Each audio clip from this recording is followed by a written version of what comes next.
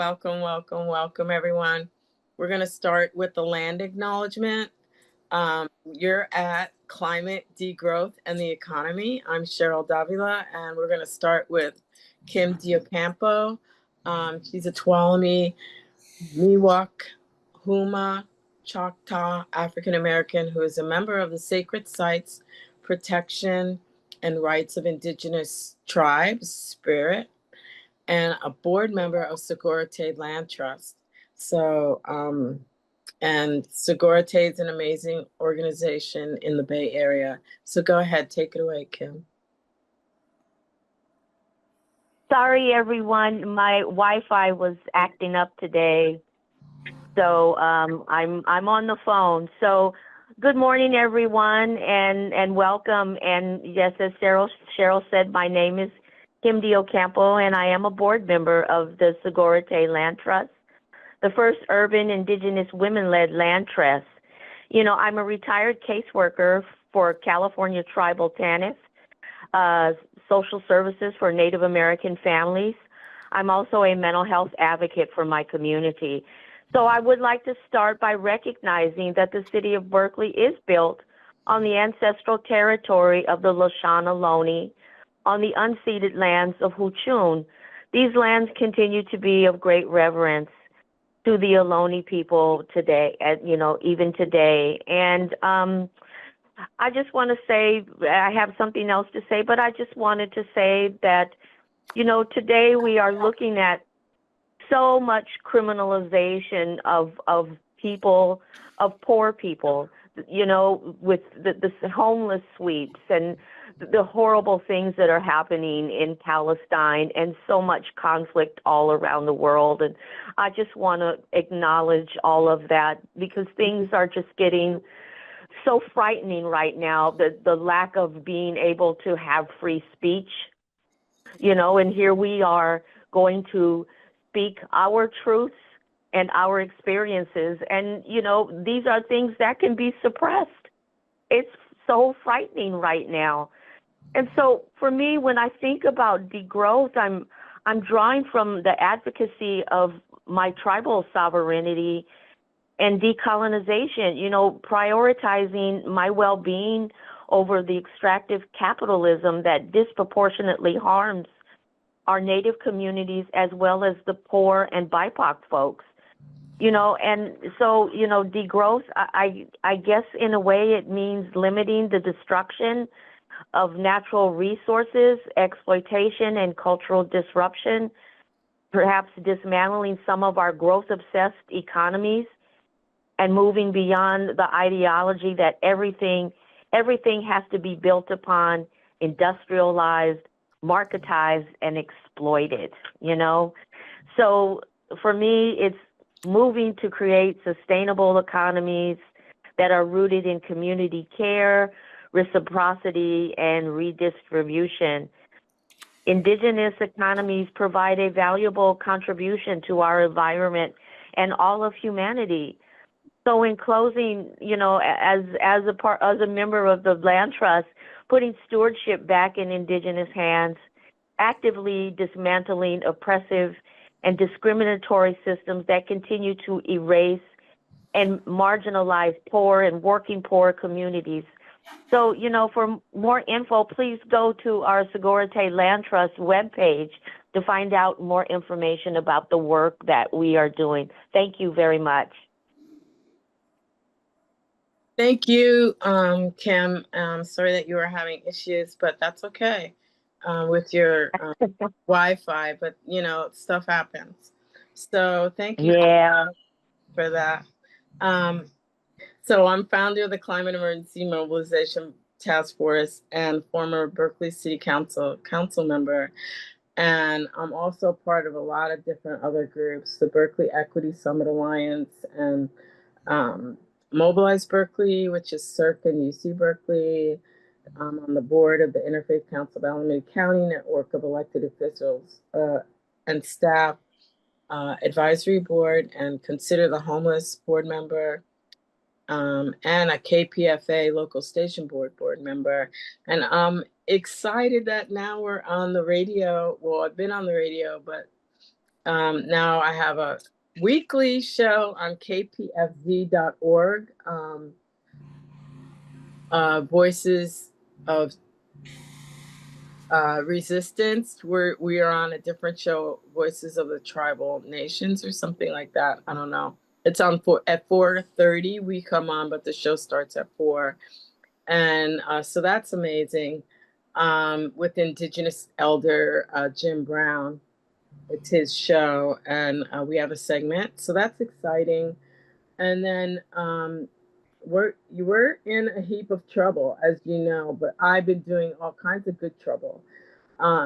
Continuing to be out in the streets to end the genocide and the occupation, and to be in solidarity to free Palestine, free Sudan, free the Congo, free Haiti, and all oppressed people, and to free us from oppression, greed, racism, capitalism, aka crapitalism, as Gray Garcia would say. And we must free ourselves and others from settler colonialism, hatred, bigotry, Zionism, in order to save ourselves and Mother Earth. So I want to thank you all for being here. Thank you to the CEMTF Steering Committee, which is Jack, Karina, and myself. We volunteer and we organize all these events, and we're grateful for that. For the last few years, we've had UC Berkeley College Corps Fellows. But this year, with 47, unfortunately, those funds have been cut, so we might not have them, but they've been great. And I want to thank you speakers for being here. Kim, Armando, my amazing son, Vaclav, Dallas, Nancy, Anna, Federico, Carlotta, Francisco, and Indy, and Julian, I think, wasn't able to make it. And so thank you all for being here, and thank you for your donations too. And if you haven't donated, there's still time. CEMTF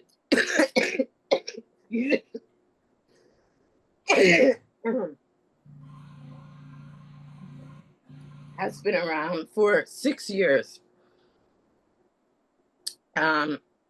I think I'm gonna have to stop talking. You guys.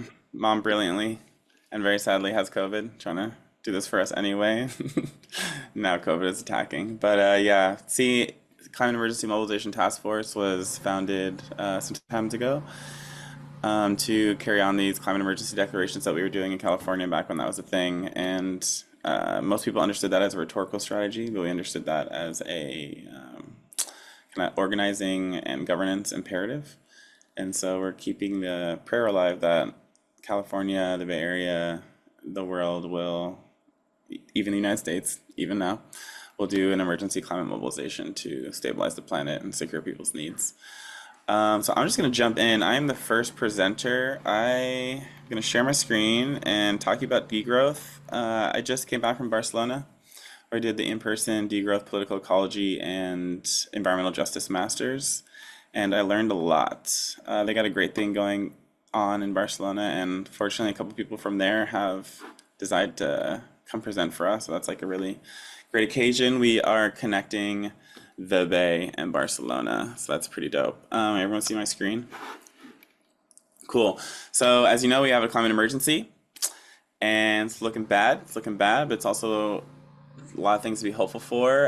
We're hoping not to overshoot 2C. But it's looking quite possible. And as I heard, 1.5 is a biophysical limit in the sense that there's other Earth system tipping points that are at risk of cascading. The closer we get to 2C, that is not in the slide, but the data is there. And so we're trying to stop that from happening. In California, we talk a lot about climate, but not the rest of the planetary boundaries that are being transgressed, which the California Donut team will go into in detail, but we kind of need to broaden our consciousness to consider all the effects on the Earth system, ecosystems, and people, not just have a carbon focus, which is extremely important for us in California. Oh, let's do this. So not only is there a climate emergency, but we're using too many resources, metals, minerals, construction materials, fossil fuels, and biomass That's mostly high-income nations who are uh, in excess of material use. So that's us here in California. We're using too many minerals, consuming at a rate that the Earth can't handle. And California is 4.1 trillion size economy. It's one of the largest economies in the country, fifth economy in the world. And so if we can pull something off here in California, we will have a dramatic impact. Um, and the California Donut team will go into this more, but I just want to shout them out so you can stay till the end because they are going to be giving us an incredible presentation on what they did, articulating how California is an overshoot ecologically and not meeting people's needs socially. So that's a really big problem for us. Even though we're supposed to be the most progressive state, we are quite regressive in a lot of ways, and that doesn't get enough talking points, whether it's homelessness, the high income cost of living, um, the like neoliberal corporate takeover of the state and governance decisions, or recently capitulating to Israel on our education issues. But as you know, or may not know, if you are exceeding carrying capacity, which we are doing by 283% in California, and we are doing generally globally, you will eventually get collapse. The Earth system can only handle that for so long. And so far, we've been in the grace period before we hit this population carrying capacity double degradation. And that is something we want to avoid.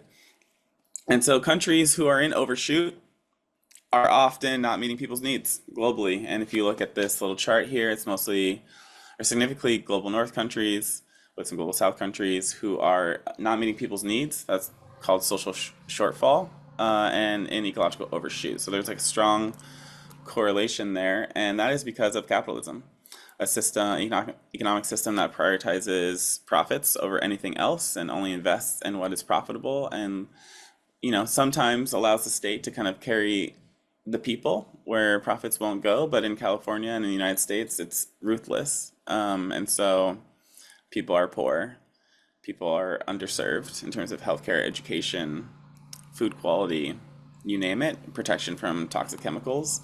And the United States is an empire. We have around 80 plus military bases all over the world. We invade countries whenever we need resources to stabilize capitalism, and capitalism needs to keep growing to maintain stability. And so we wage war on people on the planet in order to consume the resources we need to stabilize our system while ignoring the fundamental needs of the people here and abroad, overruling their leaders in foreign countries, or crippling them with sanctions, or forcing them into unequal exchange by kind of what I will just call economic rape, by forcing them to sell goods to us at a really shitty deal to them, which then allows us to overconsume because we're getting materials, energy, labor, land use at a really good deal for us, but in a way that cripples their economy and forces them to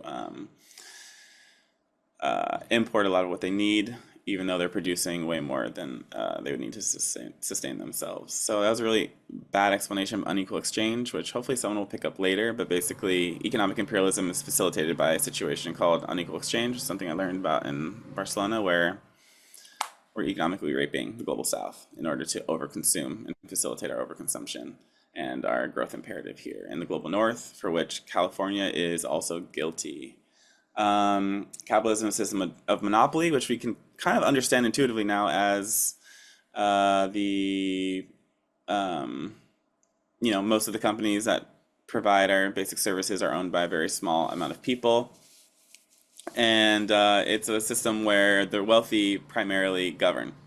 This chart is explaining how the relationship between campaign expenditures and vote shares, and it turns out the more money you spend, the more likely you're going to get votes. So our system is highly corrupt. It's a system that fundamentally is ruled by a wealthy class.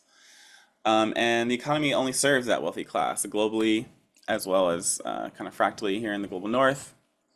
Here in the United States, we know that the economy primarily benefits the rich. We know who those billionaires are. And who is the growth for? It's for the wealthy class. It's for the companies that are already profiting, who already have a stranglehold through campaign through basically money and politics.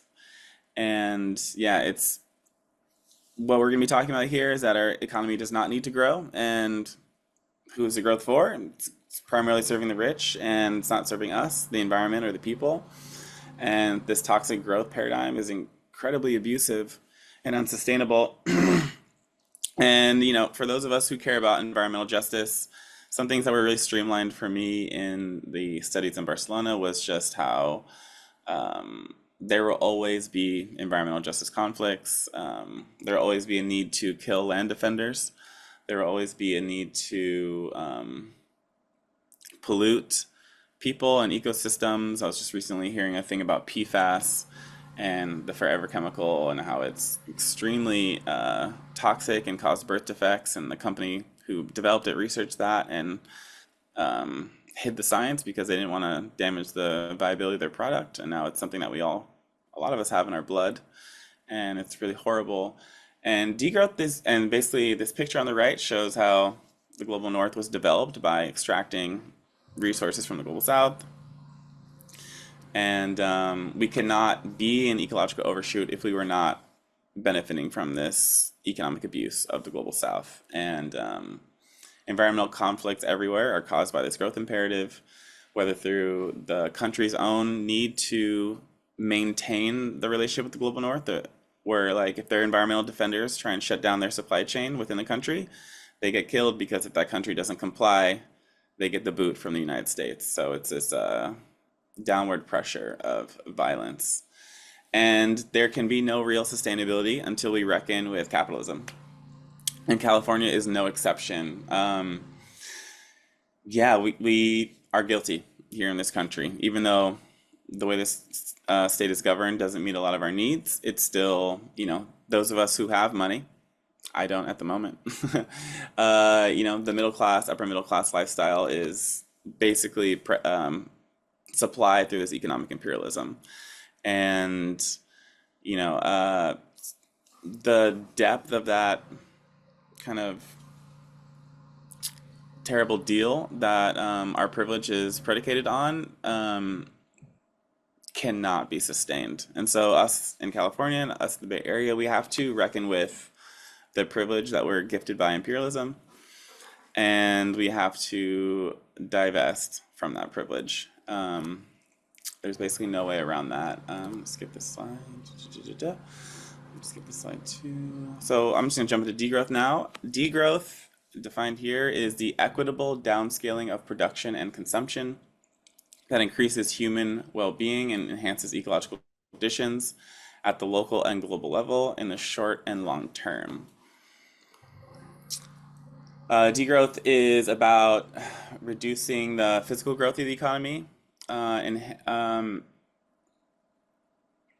It's about removing the political commitment to GDP growth and growth that primarily benefits the already wealthy, and removing the imperatives to grow. And degrowth is empirically necessary. It's our last option for sustainability. It's our last option. We have no alternative. Tina, there is no alternative to bringing an economy in overshoot that is on the risk of collapsing the environmental earth systems and ecological systems that we depend on. If you're in overshoot, what do you have to do? You have to get back within planetary boundaries. That is a non-negotiable. But somehow, in all of my political environmental education here in California, I did not understand how critical that was until much later in my political career, activist career. And that is something that we have to reckon with. We cannot avoid this. We have to degrow to get back within planetary boundaries. That is just the main thing I'd like to communicate to you, actually, is that it is a biophysical imperative. In the if we don't do that, then it's global apartheid and collapse, and the right is going in on this fortress world scenario where they're planning on, and so are the rich, just building bunkers, building walls, keeping all the people around the world who will devastate and force into migration from coming into our countries. That is what is underlying a big strategy of the far right. Is they know climate change is going to happen. They know it's going to be massively disruptive. They know it'll cause profound demographic change, and their plan is to just build walls and keep people out while accelerating the climate crisis and the poly crisis. And so this chart is a really simple and easy to understand explanation of a degrowth phase. It's not just about degrowth, it's about ending economic imperialism, it's about meeting people's needs on a fundamental level. And so as there was a growth phase that brought us beyond the limits of the earth, we need a degrowth phase to bring us back within the limits of the earth and to a steady state economy, an economy that steadily functions within the limits of the earth. So just to review, degrowth in the global north makes environmental climate justice possible by phasing out the growth dependency and the need for imperialism, which reduces environmental pressure and thus environmental justice conflicts, which reduces the need for foreign countries to kill their environmental defenders and participate in these abusive supply chains. And the good news is that researchers in Barcelona, Hickel and the gang, did a study and they found out like what would it take if how much energy and material use, what size of an economy would be required to meet all 8.5 billion people's needs on this planet. If we were going to totally secure everyone in the world with a basic standard of living, how much would that cost? And they found out we could do that at 1/3 of the economy, which is a really good news. So it turns out we actually have more than enough to serve everyone, to provide for everyone. And so we don't have to worry about that anymore. Is there enough? The answer is yes. Everyone has enough. We can all have enough.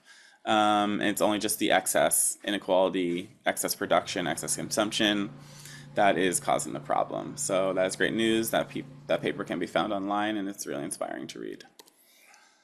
So these are some general degrowth policies that I really like. It's universal basic income, working time reduction, universal basic services, job guarantee, maximum income, wealth tax, public money, replacing GDP, cap and adapt, Green New Deal, and carbon taxes and dividends. And I read this paper, I think it's in Well-Being Within Planetary Limits, and I found this generic policy program to be good enough for me. I think it's something I would be happily go all in on. Job guarantee, universal basic income, wealth tax, public money. This is, I think, a solid, generic, high-level program for a degrowth policy package. And I think, just these 11 generic policies meet a bulk of our needs to transition the system, secure people, and move on with our human history. So in my personal opinion, these policies will be extremely popular. The thing that I really love about degrowth is I think it's a silver bullet.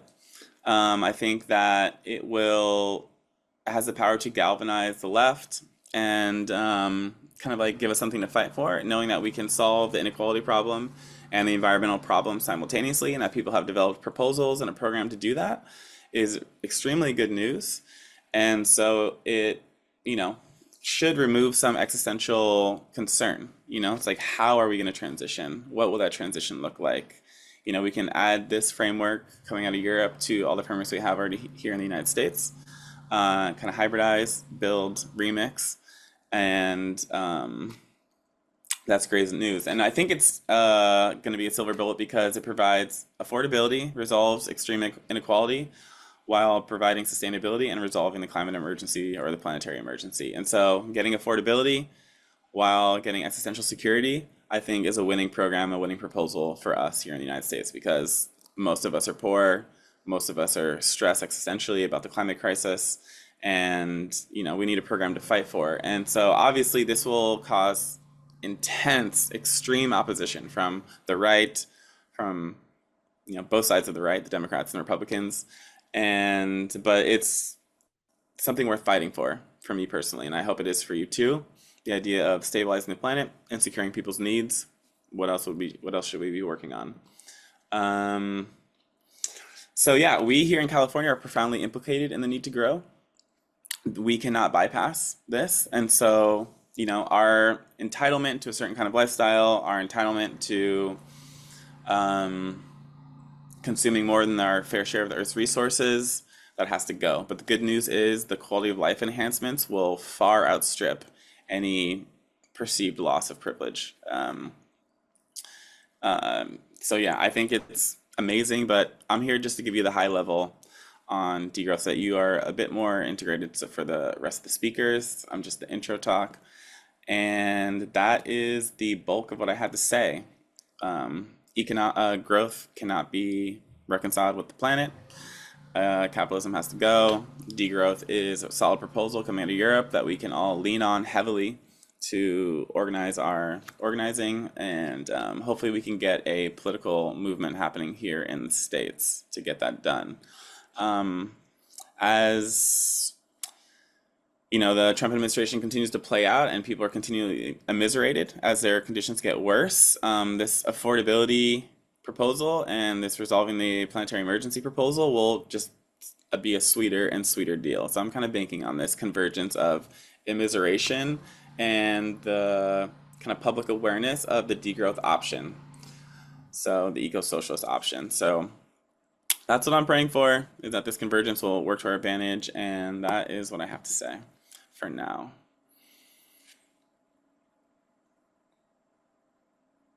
But I'm also, yeah. And if anyone had any questions, I don't know if we have time for questions. Mom, are you keeping time? Yeah, you're on time. Thank you, Armando. I was just, now my voice is back. So I was thinking, since you have a couple minutes before Valclave starts, I can continue what I wanted to say before when my voice went away. But there is a question. Anna, go ahead. Yeah, I just, I feel like I heard a lot of the really important buzzwords. And not to like be like, oh, buzzwords, but like a lot of like these really important topics we talk about, decolonization and how to like strategically use and kind of subvert privilege and find these ways of decolonizing ourselves and our life ways. And I'm curious like how you see that happening, especially in the Bay, which is like an urban environment, which is kind of therefore fundamentally unsustainable. Like this is something I think about a lot, is like, how do we actually do this? Like, how do we actually decolonize our economies and meet our needs in ways that are not colonizing the entire world and also lead to like a shift in relationship with the land here? So, because I live in a really rural place, I'm really interested to hear like from the Bay Area, like how you see that happening. Yeah, I mean, here are my high level immediate thoughts is that I think governance still has a fundamental responsibility to provide existential security. And so California and the Bay, if we have any plan or intention that's authentic of being sustainable, not even, let's say we're not even going to commit to being just, because that can be hard here in the United States. If we were just committing to being sustainable, we would have to reconcile this tension. And I think there's a lot of people in the state of California, both staff and elected officials, who would want to push this, but we have to beat our obstacles. We have to overcome our obstacles, which is like corporate capture of the state and the kind of very profoundly selfish attitude we have here where we just don't want any change, particularly people with more money who are established, cozy, tend to be a little bit older in the generation. Yeah, we'll send the slides. There's just this like profound NIMBY culture here in California where we just are feeling entitled, don't want change, and people block anything that amounts to inclusion, economic inclusion, especially.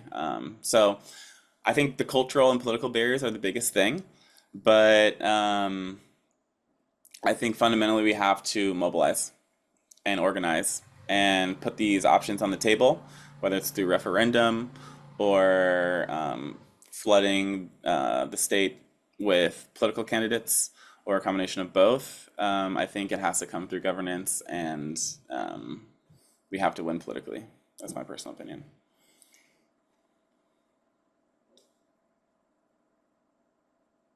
Can you hear me? Yes. Hi. This is Kim Diocampo. I don't have a question. I just kind of maybe just have a comment.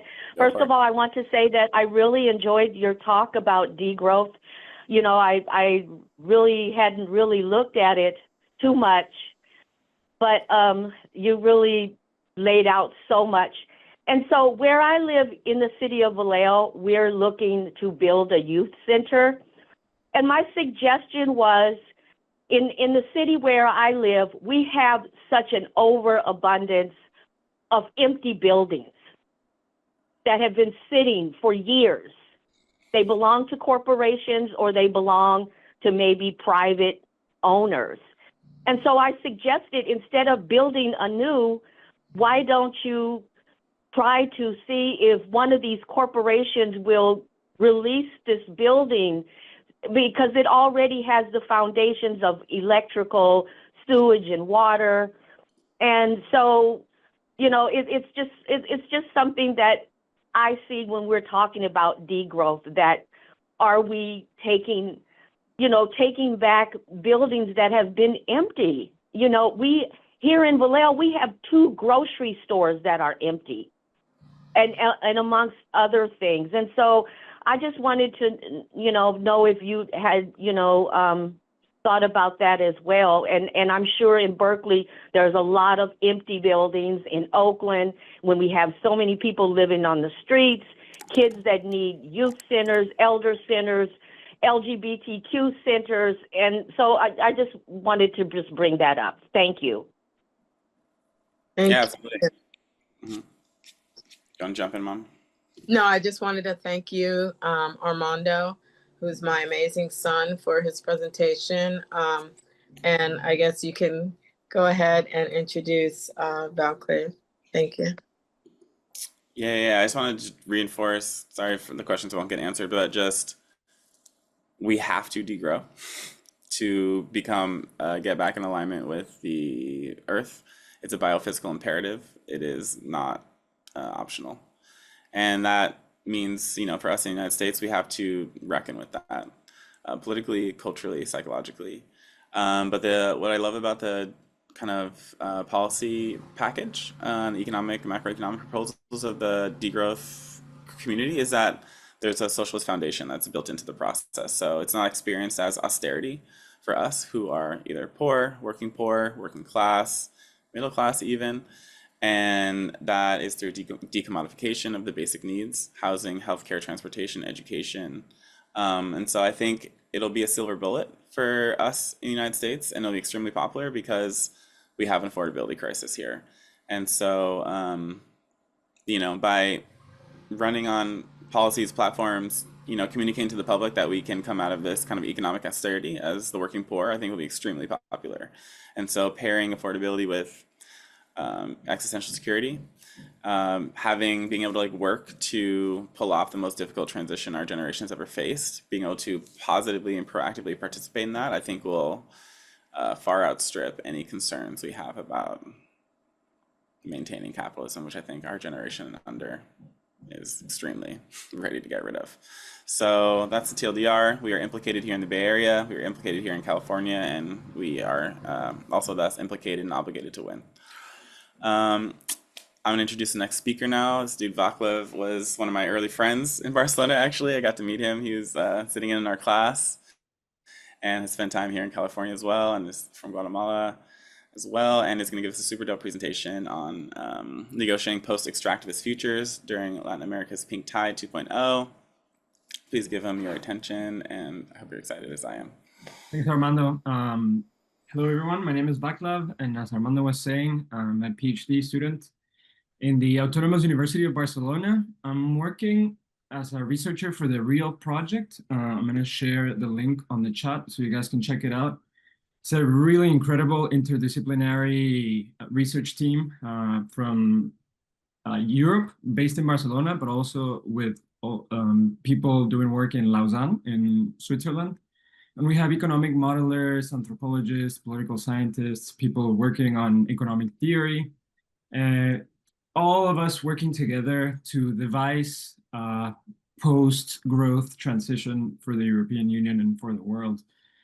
Since I was born and raised in Guatemala, most of my research takes place in Latin America. And today I'm going to be talking to you about Colombia. Colombia is a fascinating case study of what is achievable when we are building coalitions across, dividing lines, and especially serves as a good historical precedent for places where the left hadn't won before. So just to give you a little overview before I share my presentation, which I recorded and I added some subtitles because my accent might be a little confusing. Colombia has experienced several civil conflicts, notably La Violencia, which took place between 1948 and 1958, which was a brutal civil war between liberal and conservative parties following the assassination of Jorge Eliezer Gaitán. And then after that, the Colombian armed conflict from 1964 to 2016. So we're talking about a country that has pretty much been at war with itself and in a global context too, for more than 70 years. Even after the 2016 peace agreement that ended the main conflict between the armed guerrillas, the FARC, and right-wing paramilitary groups, violence continues to splinter factions and other groups, including criminal organizations. I imagine that if you're familiar with anything from Colombia, is from the sensationalistic TV shows about drug dealers and narcos, right? But this is truly still affecting civilians and displacing millions. So this as our backdrop, how do we think as leftists or progressives, how do we win against these sort of seemingly unsurmountable challenges? So I'm going to share this presentation with you. As I said, it's a 10-minute video. Hopefully we have some time at the end if you have any questions or comments, or maybe somebody from Colombia is here that want to share some anecdotes. Sería muy bueno. So yeah, let me go ahead and share the screen. Can anyone see? Here we go. I'm going to talk about something happening right now in Colombia that could change how we think about ecological transition and degrowth politics. We're witnessing the world's first government that came to power explicitly committed to what we might call a degrowth eco-socialism. And the contradictions they're facing reveal crucial lessons for climate movements everywhere. In order to give you an overview of what's going on in Colombia, I'm going to first explain what extractivism is, then give you a little history lesson on what the pink tide phenomenon was in South American governments. I'll give you a deep dive into what's happening in Colombia currently, talk about the challenge of alliances and coalition building, and maybe draw a couple of lessons for the global climate movement. First, let me explain extractivism. It's not just mining or drilling. Extractivism is an economic model where countries export raw materials to wealthy nations, which then sell back manufactured goods at higher prices. So think copper from Chile becoming iPhones and being sold back to Chile. This creates what scholars call a commodity dependence. Entire economies built around extracting and exporting nature. It's a colonial logic, right? The global south provides the raw materials, the global north adds value and profits. But extractivism isn't just economic, it's also social and ecological. It requires sacrifice zones, displaces communities, and treats nature as a warehouse of resources rather than living systems. So there's several key aspects of extractivism in Latin America. There's a diversity of resources, right? Extractive industries go beyond far traditional mining and oil. There's coal, there's minerals for the green transition like lithium, and there's agricultural monocultures. There's high intensity extractive zones. So for example, if we look at the map here, we can see the Andean nations have a lot of copper and lithium. The Amazon basin is where there's a lot of oil and logging, and parts of Mexico and Central America also have metallic minerals. And this is associated with different socio-environmental conflicts. The map, for example, links extractive sites to social and environmental movements that are currently ongoing in the region. And they document the disproportionate impact that this has on indigenous communities, who are frequently the protagonic leaders in these resistance movements. So now, the first pink tide, which were left-wing governments across Latin America in the 2000s, promised to use extractive wealth differently. Instead of enriching elites, they'd fund social programs and reduce inequality. This worked temporarily, Venezuela's oil funded healthcare and education. We have Chavez here in the picture. Bolivia's gas revenues lifted millions for poverty. We have Evo Morales in the picture as well. Brazil commodities boom enabled massive social programs. There's Lula. And Ecuador also was able to lift a lot of people out of poverty. And here's Rafael Correa. But they remained trapped in this extractive logic. When commodity prices crashed after 2014, these governments fell or shifted to the right. So they had redistributed extractive wealth, but they hadn't transformed the underlying economic model. So what went wrong? Well, here's the trap. Even progressive governments become dependent on extractive revenues to fund social programs. When global commodity prices fall, they face impossible choices. Do they cut social expenditure or do they increase extraction? This created what I call a progressive extractivism, or what other scholars are labeling neo-extractivism, which is left-wing governments justifying environmental damage as necessary for social justice.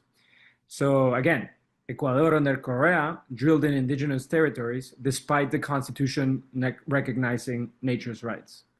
And Bolivia expanded mining despite indigenous opposition during their first indigenous president's administration, Evo Morales. So the lesson is we can't build post-capitalist futures on capitalist foundations. Enter Colombia's Petro and Francia Marquez's government. We have something unprecedented happening now. When Colombia elected Gustavo Petro, the first left-wing president, alongside Francia Marquez, an Afro-descendant environmental leader, as vice president, we knew something was happening. They campaign explicitly on ending extractivism, no new oil exploration limits, economic diversification away from fossil fuel, recognition of territorial rights for indigenous and Afro-descendant communities. Colombia has these unique conditions making this possible, especially only 7 years of petroleum reserves left, meaning that they're forced to diversify anyways, but also decades of territorial movements that have been practicing what we might call actually existing degrowth or eco-socialism for generations. Vice President Francia Marquez represents something theoretically fascinating. What degrowth politics looks like from Afro-diasporic perspectives. Her concept of vivir sabroso, which means living tastily or living well, living deliciously, emphasizes pleasure, relationship, territorial rootedness over endless accumulation. This connects to broader currents in Black feminist thought about alternative ways of organizing society. It's not just about consuming less, it's about living differently, prioritizing care, community, and ecological relationship. But the question becomes, how does this territorial wisdom scale up to national policy? This brings us to the core challenge my research is trying to uncover. How do you build alliances between social movements based on the territory, fighting for autonomy, and institutional actors trying to govern from a modern nation state? Traditional left-wing politics assumed you either work outside the system or get co-opted by it. But Colombian movements are trying something different. This is somehow a strategic institutional entanglement, engaging with state power while maintaining territorial autonomy. The historic PACT coalition, or the Pacto Histórico, as the ruling government party is called, is attempting to do this. They're bringing together urban environmentalists, indigenous movements, Afro-descendant communities, student movements, and progressive coalitions under a political coalition. But as you might imagine, even with leadership committed to post-extractivism from the start, we're seeing similar divisions that plagued other left governments in Latin America. Francia Marquez nowadays has been increasingly marginalized.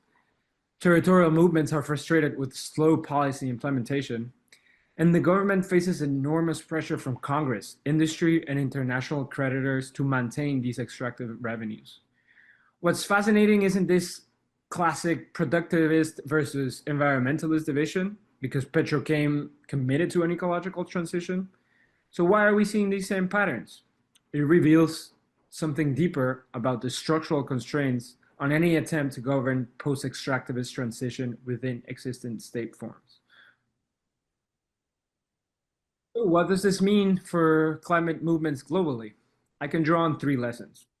First, territorial knowledge matters. The communities most affected by extraction often have the clearest vision for alternatives. Scaling these alternatives, however, require new forms of political organization. Second, electoral politics alone isn't enough. Even sympathetic governments face structural pressures that pull them back towards extractive models. And third, we need something that I'm calling an organizational polyrhythm. Movements that can operate at multiple scales simultaneously without losing coherence. I want to end with questions for all of us working on climate and degrowth politics. How do we build alliances that bridge different knowledge systems, indigenous cosmologies, urban environmentalisms, and policy expertise? How do we maintain a radical vision while engaging with institutional constraints? And most importantly, what forms of political organization can actually deliver post-extractivist futures? Colombia's experiment is still unfolding, and whether it succeeds or fails, it is teaching us crucial lessons about the possibilities and limits of institutional approaches to ecological transition. I'm about to go to Bogota next week, so wish me luck, and I'll keep you posted with things that I find during my field work. Thank you so much, y muchas gracias a todos y todas por su atención. Hasta luego. Oh my God, that was so amazing. Thank you so much. Right. Thanks, everyone. Thank you for listening. I think we still have like a couple of minutes if anyone wants to react, has a question, comment. Jack has his hand up. Go ahead, Jack. Could you expand on what you mean by organizational polyrhythm? Yeah, this is something that I've been working with because I've interviewed some of the environmental activists that tell me that you need to have a working relationship with the party, the political party that is in power, and at the same time be able to recognize the different timescales that operate in the territory, right? As I mentioned at the beginning of my presentation before the recorded video, Colombia has been at war most of the last century. So for movements, this is not a thing that is what I mean by this is the ecological transition is not just happening under the Petro government, but it has been something that they've been working on for a long time. So being able to operate at different scales means also knowing what sort of language or vocabulary to use when you're engaging political actors and the different styles that you should be when you're in the grassroots. So the polyrhythm means that you have to sort of be able to adapt to the different organizations that you're working with. And yeah, Colombia is a massive country with different ethnicities within it. So there's different strategies to political organizing as well that the Pacto Histórico, this ruling coalition now, has been able to bring together. So yeah, there's different styles of organizing, let's say, and people place themselves in a historical continuum in a different point. So yeah, being able to sort of switch back and forth between these different styles. Leah has her hand up. Go ahead, Leah. Hi, thank you so much for your presentation. It's nice to see you again. Nice to see you. My question is about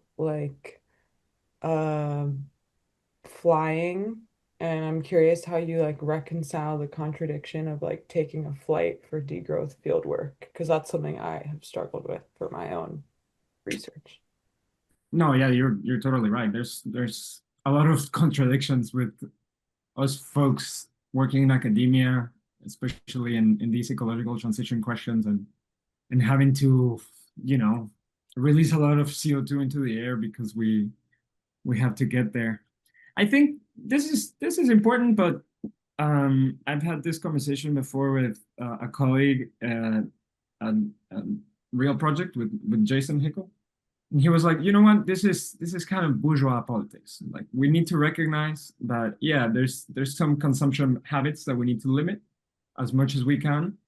But the real people that we should be mad at are the people that are flying the private jets to go from Calabasas to San Jose, right? Like, this short flights that they could have done for with driving. Or there's the issue of changing our personal consumption habits, but what we're really facing here is a structural sort of inequality, right? Like, the most polluting members of society also are the richest. So, you know, as much as I try to make myself think that flying from Barcelona to Colombia is not really it, given that it's consuming a lot of jet fuel, it's also not really who we should be mad at, right? Like, I think we can also redirect our ire to the people that are polluting the most, and that is very well tracked and documented. Gmoke, you have your hand up. Thank you. Yeah, there was a community in Colombia that was building sustainability 20 odd years ago, Gaviotas. Uh-huh. And I'm wondering if that example has been replicated or is being used as a model, and if not, why not? I am not really familiar with the model. I know that Gaviotas was founded in the 70s, so like right during the years of the war. And yeah, they're very well known for producing self-sufficient practices. You mentioned renewable energy. They planted like 10,000 hectares of forest, and they have like developed low-cost technologies. I think this is a really good example of communities taking the lead rather than waiting for the state to sort of step in and help out. And that's something that I was alluding to in my presentation, right?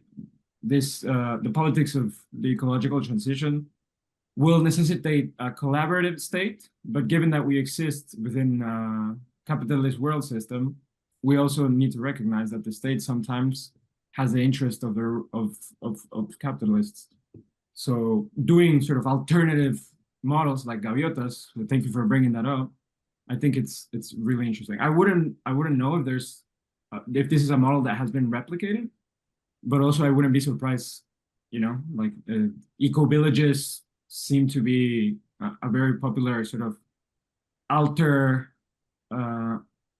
development strategy. So yeah, thanks for bringing that up, Jimo.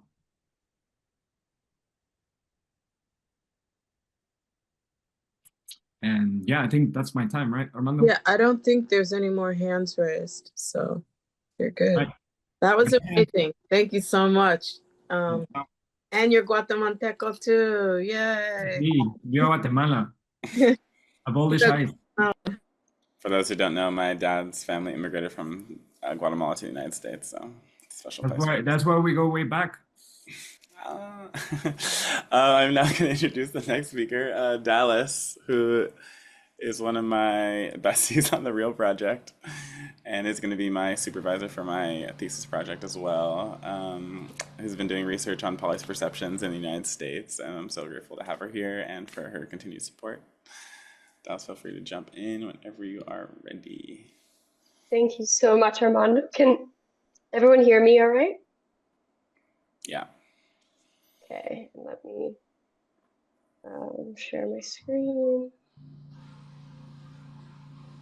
Sorry. All right, and you can see my screen well? Presentation mode, everything good? That's good. Yeah, perfect. Perfect. Okay, thank you so much, Armando. Thank you, Cheryl, for having us as well. I'm very excited to be here. So as Armando said, my name is Dallas. I am a postdoc at ICTA on the same project as Vaclav.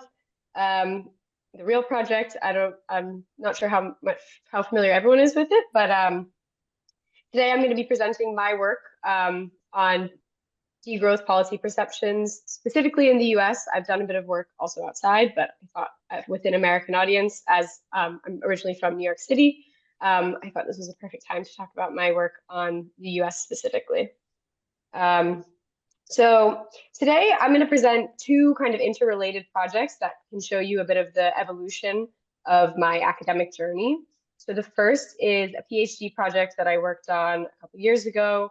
The paper is out, so I'll share the link to it as well, but it's on policy perceptions in the US for the general public. And then I'll talk a little bit about working class perspectives in academic literature that follows on from this project, and how it gives mixed evidence, but is also quite insufficient as it stands. And then I'll present my current work, which is a project that's kind of trying to fill some of the gaps in this literature and follow on from some of the open questions of that previous project in my PhD. So why do I focus on policies in my research? So I come from a psychological and behavioral science background, and during my PhD, I came to see policy change as a really impactful and more transformative path towards sustainable outcomes. And maybe this relates a bit to the question on flying, as these policies can kind of simultaneously achieve sustainability and well-being outcomes, as opposed to a path of just behavior change alone that is done voluntarily. So whereas behavior change assumes a certain level of privilege to be able to consume less, the degrowth policies that we'll talk about, things like universal public services or a jobs guarantee, focused first on ensuring material security. And the suite of policies that the Real Project is advocating for, so additionally things like work time reductions and universal care income, can also fundamentally change our relationship between work, with time, and with commodification, and can really act as a first step toward much more transformative changes. So now, why do I focus on perceptions of policies? So degrowth advocates often kind of advocate for a bottom-up movement, which would require a broad base of support. However, most of the literature has focused kind of historically on conceptualizing these policies from a more technical economic or political perspective, but only very recently has there started to be any input from the general public. And this literature is written by academics, me being one of them, who I do not believe adequately represent or even really understand the majority of people. So I think it's quite important to seek input and advice and understand what everyone else thinks. And we also don't want to reproduce traditional policy processes, which tend to shut out those who lack access to privilege and power. So it's especially important to consider the perspectives of different demographic groups who are often not consulted by policymakers in kind of traditional policymaking processes. So the first paper that I did, as I said, was during my PhD. I'm going to breeze over this because it's kind of more context for the second paper, which is the main point of today.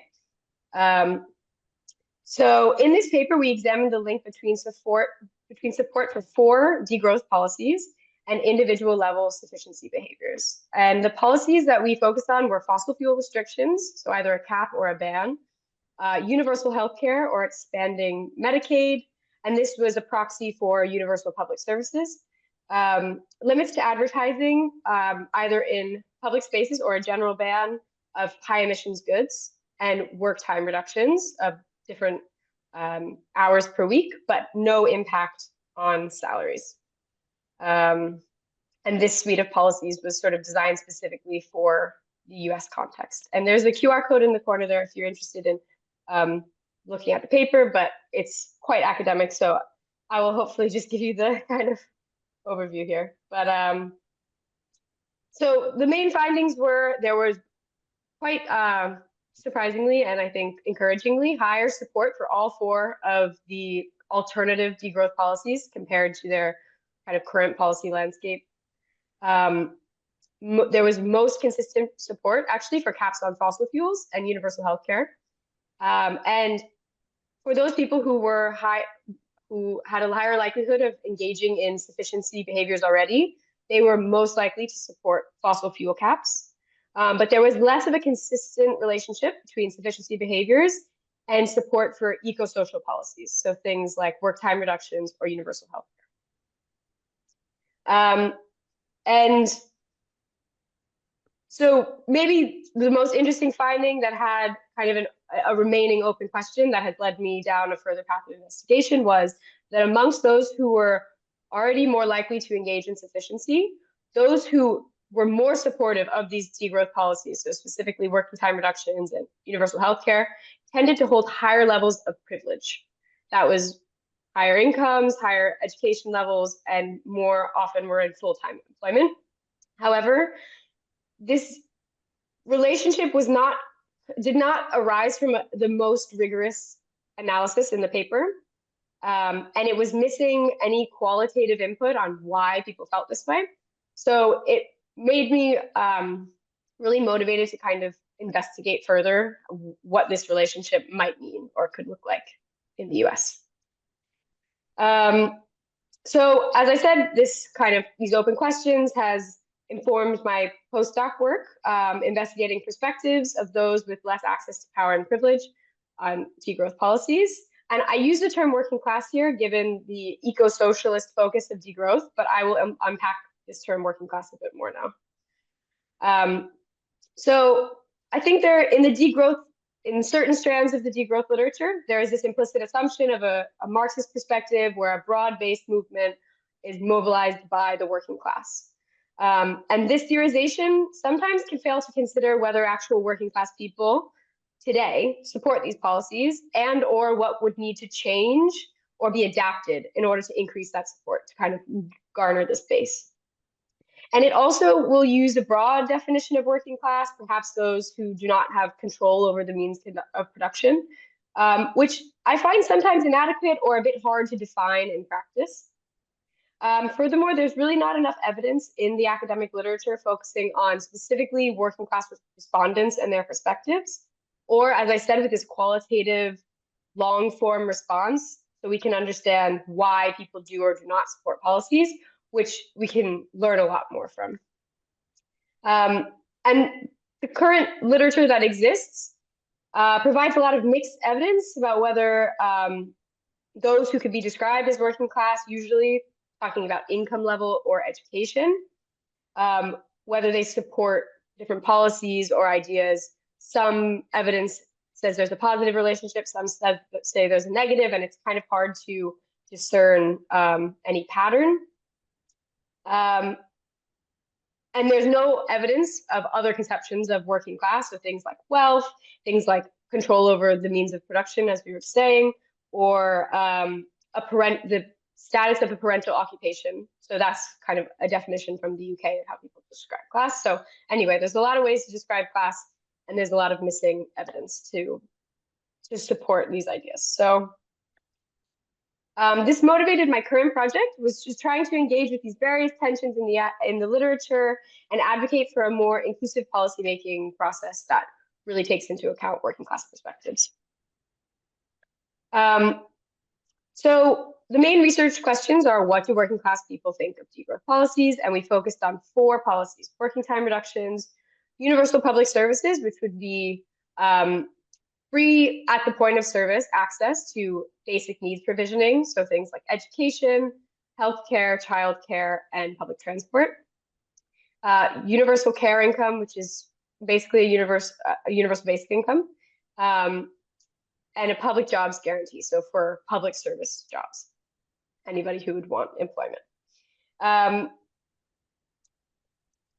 The other questions were, are there differences amongst the various types of definitions for working class? So we look at education, income, autonomy or control at work, wealth, and parental occupation. And how does the level of psychological or material need satisfaction influence these perceptions? And we use a mix of qualitative and quantitative questions The qualitative ones are longer form open text, and the quant ones are kind of ratings.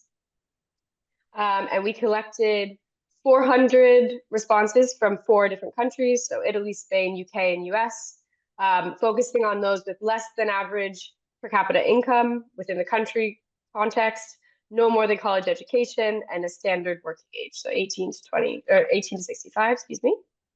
So I'm going to present some very preliminary results, but these are really subject to change as we're kind of still in the process of analysis. And so I've selected a few of the class indicators. Essentially, we looked at policy perceptions based on how people think it will impact the economy, ordinary people, how just or unjust they think the policy is, and how much they think the policy will change the affordability of needs satisfaction. So there's a lot here, but some patterns sort of emerge where we see the lowest income groups significantly supported universal care income, work time reductions, and universal public services across various measures, compared to those with higher incomes. Having no access to wealth people with no access to wealth seem to view the jobs guarantee more positively. However, they seem to view the working time reductions policies with some skepticism. And having low control at work was associated with some skepticism of working time reductions and mixed feelings, let's say, about universal care. Some other interesting demographic differences were age, being Hispanic were associated with a negative perception of certain policies, so working time reductions, universal public services, job guarantee. Having higher levels of autonomy and being politically to the left had a positive impact on people's perceptions of various policies. And then we are still very much in the process of the qualitative analysis, and I think that's probably the most interesting one, as I've kind of built up in this presentation. So I'm sorry I don't have more to share in terms of actual responses or insights, but some of the coding that we've done on the preliminary work shows these sort of mixed effect as well. So people see policies like jobs guarantee or universal care income as being good in some ways. More spending is good for business, but they also might destabilize the economy. For impacts on people, they see things like a jobs guarantee and universal care income reducing income inequality, but universal care income especially, a lot of people think it will make people lazy. It kind of falls into these traps of meritocracy. In terms of affordability of needs satisfaction, these were only if people had negative ratings or lower than average ratings, so they skew a bit negative, but seems to not improve affordability. They fear that their wage might go down in the case of work time reductions and so on. So just some quick concluding thoughts.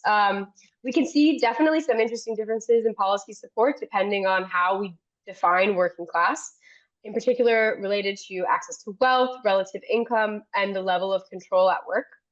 As next steps, we're going to need to refine this analysis more and compare with the other countries, as I've mentioned. And these results, especially the qualitative results, will be used to shape framing and strategic communications, particularly at the EU level, but I'm hoping some work in the US as well. And ideally really sparking debates within this degrowth community and people we have here today. What does it really mean to build a working class movement, and one with workers' interests really at the forefront? And what does a broad coalition of working class support really look like? Across all demographic characteristics, not just the ones that I've mentioned. And what does it mean to co-design policies for working class people, especially taking into account lived experiences and fears, really. And just to very quickly say, I'll leave you with a reminder that obviously there is no ecological or social justice without justice for a free Palestine. And yeah, please feel free to contact me. My email is here. And thank you so much for listening. Thank you. That was amazing. Does anybody have any questions? You can raise your hand. I think I saw a hand, but I don't know. Let me see. Yeah, Jack has a question. Go ahead, Jack.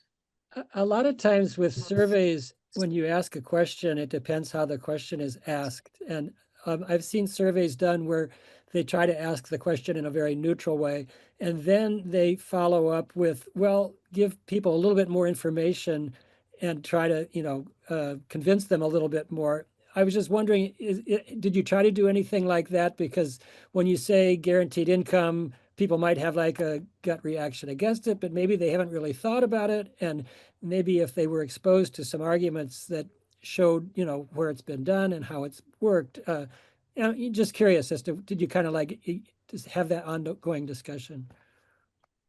Yeah, so our plan with this piece was really to fill in some gaps of, I guess, immediate perception. So we're not trying to do any framing. That's maybe the next step.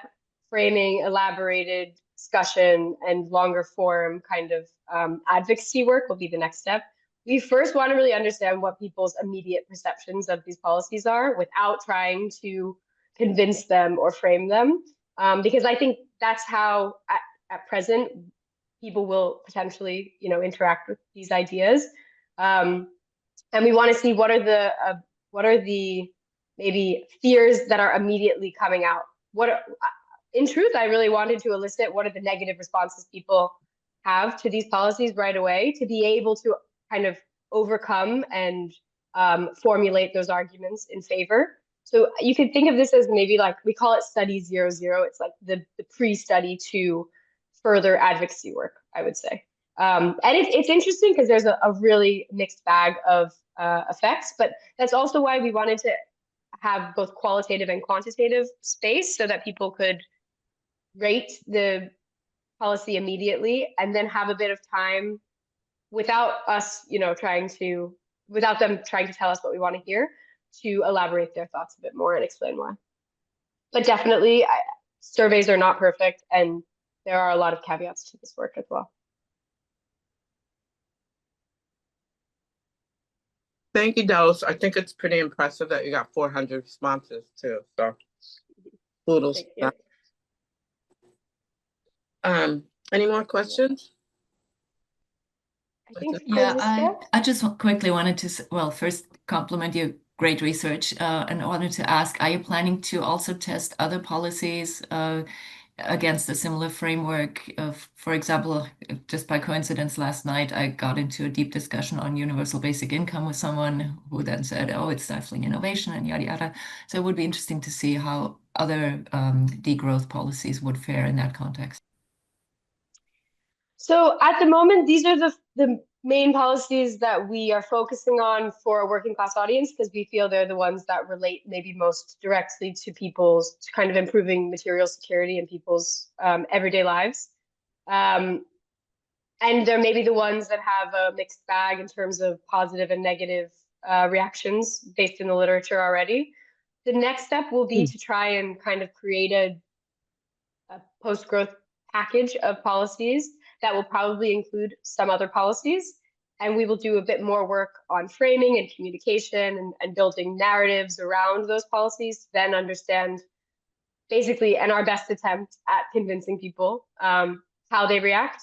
So that will include a broader suite of policies most likely, but it might not have this sort of policy by policy breakdown, and it will be more of a comprehensive package. So things like maximum income, wealth tax, deliberative forums or cooperatives, so the kind of economic democracy components, potentially some things like fossil fuel regulations and limits to advertising, those being still quite important on the ecological side. But I guess TBD is the answer, but I would like to expand the policy suite if we can. Thanks for your question. Thank you. I don't see any more questions, but someone did ask in the chat. Cheryl, I think she might be a good collaboration with Poor Magazine.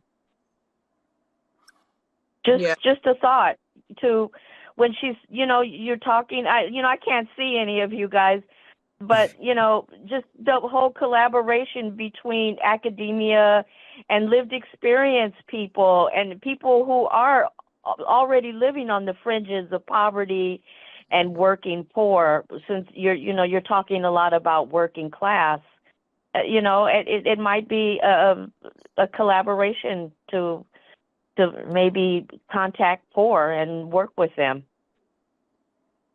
Yeah, that's she's referring to Tiny Gray Garcia, who I quoted Capitalism earlier today. She has Poor magazine. My mind's not working. I have COVID, but I'm so sorry. yeah, but she's I can put you in touch with her and you can look her up, Tiny Gray Garcia, Poor magazine. She's an amazing human. She does a lot of work on homefulness and everything. So thank you. That was amazing.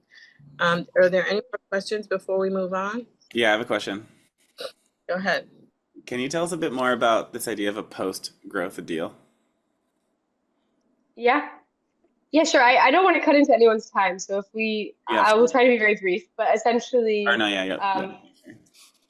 the real project is trying to come up with a suite of policies, let's say a comprehensive set that I don't think it's going to be this perfect poster here, go policymakers run with this exact package and this is everything that everyone has to do, but a sort of, let's say, menu of the most pressing policies that can help us shift away from a growth-oriented economic system, consumption and production system. And I think our focus at first, as I said, is really improving material security, so bringing up standards of well-being. Because, as I was saying, we can't focus on the ecological reduction side when people still don't have enough. And so it would be a kind of eco-social comprehensive set of the policies that I've laid out, as I said, plus a few more that I just mentioned, that try to really fundamentally change our relationship with the consumption and production system that we have and move away from a need for growth as like the main mechanism of prosperity and progress. And I'm being a bit vague purposely because I am not the necessarily brainchild of these policies. I'm merely a vessel for testing them with public audiences, but maybe we can share some resources if people have more interest in the specific policy set. There's a UN human rights, no, a UN,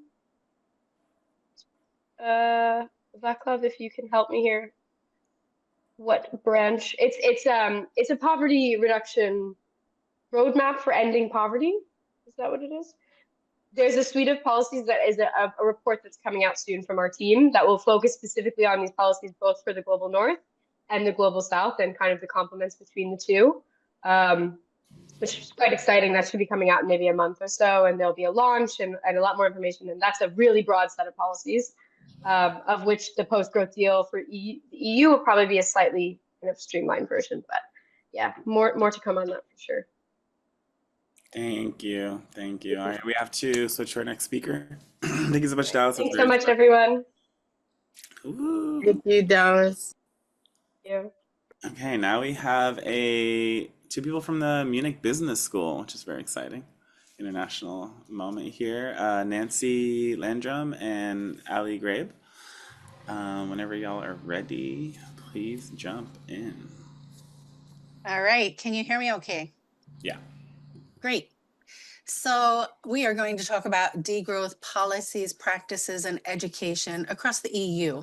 I'm Nancy Landrum, and with me today is Ali Grabe, and we're both from Munich Business School, but we're also US citizens. Ali's from California, I'm from Ohio. So we want to share with you, first of all, we're going to talk about policies and practices, then Ali will talk about the education, and then we will close with the path forward as we see it. So let's start with policies and practices. Right now, the EU has these policies across the entire EU, all 27 countries, that are tied to green growth. The European Green Deal, the Circular Economy Action Plan, Sustainable Development Goals, the Repower EU Plan, all of this encourage growth. And so it creates this tension between growth and our need and desire for degrowth. We found this study that looked at the most commonly produced or researched policy proposals. These are academic policy proposals. They covered all 27 EU countries, and they narrowed it down to the top 10. And so we went through these top 10, and we just wanted to give you a recap on what is happening in the EU in these top 10 areas. So universal basic income, there have been some pilot projects in Ireland, Wales, Berlin, but there is no uniform policy across any country or any region in the EU. In these pilot projects, they found that they produced improved mental and physical health, increased time available to individuals, and increased their financial stability. So we see this as just one step that is, it's rather bottom up. It was looking for volunteers. Another one that was a bottom up initiative, work time reductions. There have been some pilot projects, a 6-month trial of these work time reductions in Germany, Portugal, Scotland, Sweden most recently, but in many countries across the EU. And the outcomes that they produced were improved revenues and productivity, improved employee well-being, and there were some mixed outcomes on environmental benefits. But what they did find is that 70 to 92% of the companies that participated in these pilot projects plan to continue it. So work time reductions are not a policy in any country. Not even in these countries where the companies volunteered to participate. But what we did find is that it has become a cultural norm in the Netherlands and Iceland. So there's no government policy, but companies and citizens support this 4-day work week, 32-hour work week, and they're following this primarily. Then we looked at job guarantees with living wages, and we found that in the EU, there is a youth guarantee for youth who are right out of education and school, that they will provide some employment without the risk of being unemployed after you finish your education. And then Austria, Belgium, France, Italy, Berlin, Netherlands, they all have their own variety of programs, and they all produce reduced long-term unemployment and improved well-being, as well as improved job readiness. There were no examples of maximum income caps for income and wealth. There were no examples of decreasing the caps on resource usage and emissions. We found thousands, literally thousands of examples of not-for-profit cooperatives across various countries in the EU, such as community-supported agriculture, repair cafes, and other initiatives. And these kinds of cooperatives have produced an increased sufficiency and reduced reliance on outside resources, lower prices, and improved and community engagement and empowerment. We also looked for holding deliberative forums, and there have been these few initiatives on trying to educate the public and educate individuals and bring us together on degrowth topics. And in fact, there have been 2 held specifically for the European Parliament in 2018 and 2023. What has come out of them has been the European Citizens Panels, in which they are trying to engage citizens with legislators to get some feedback and input on policy formation. But I understand this is rather in its infancy and it's not really well adopted yet. But these kinds of deliberative forums can increase citizen engagement, increase understanding of the issues for both the politicians and the citizens.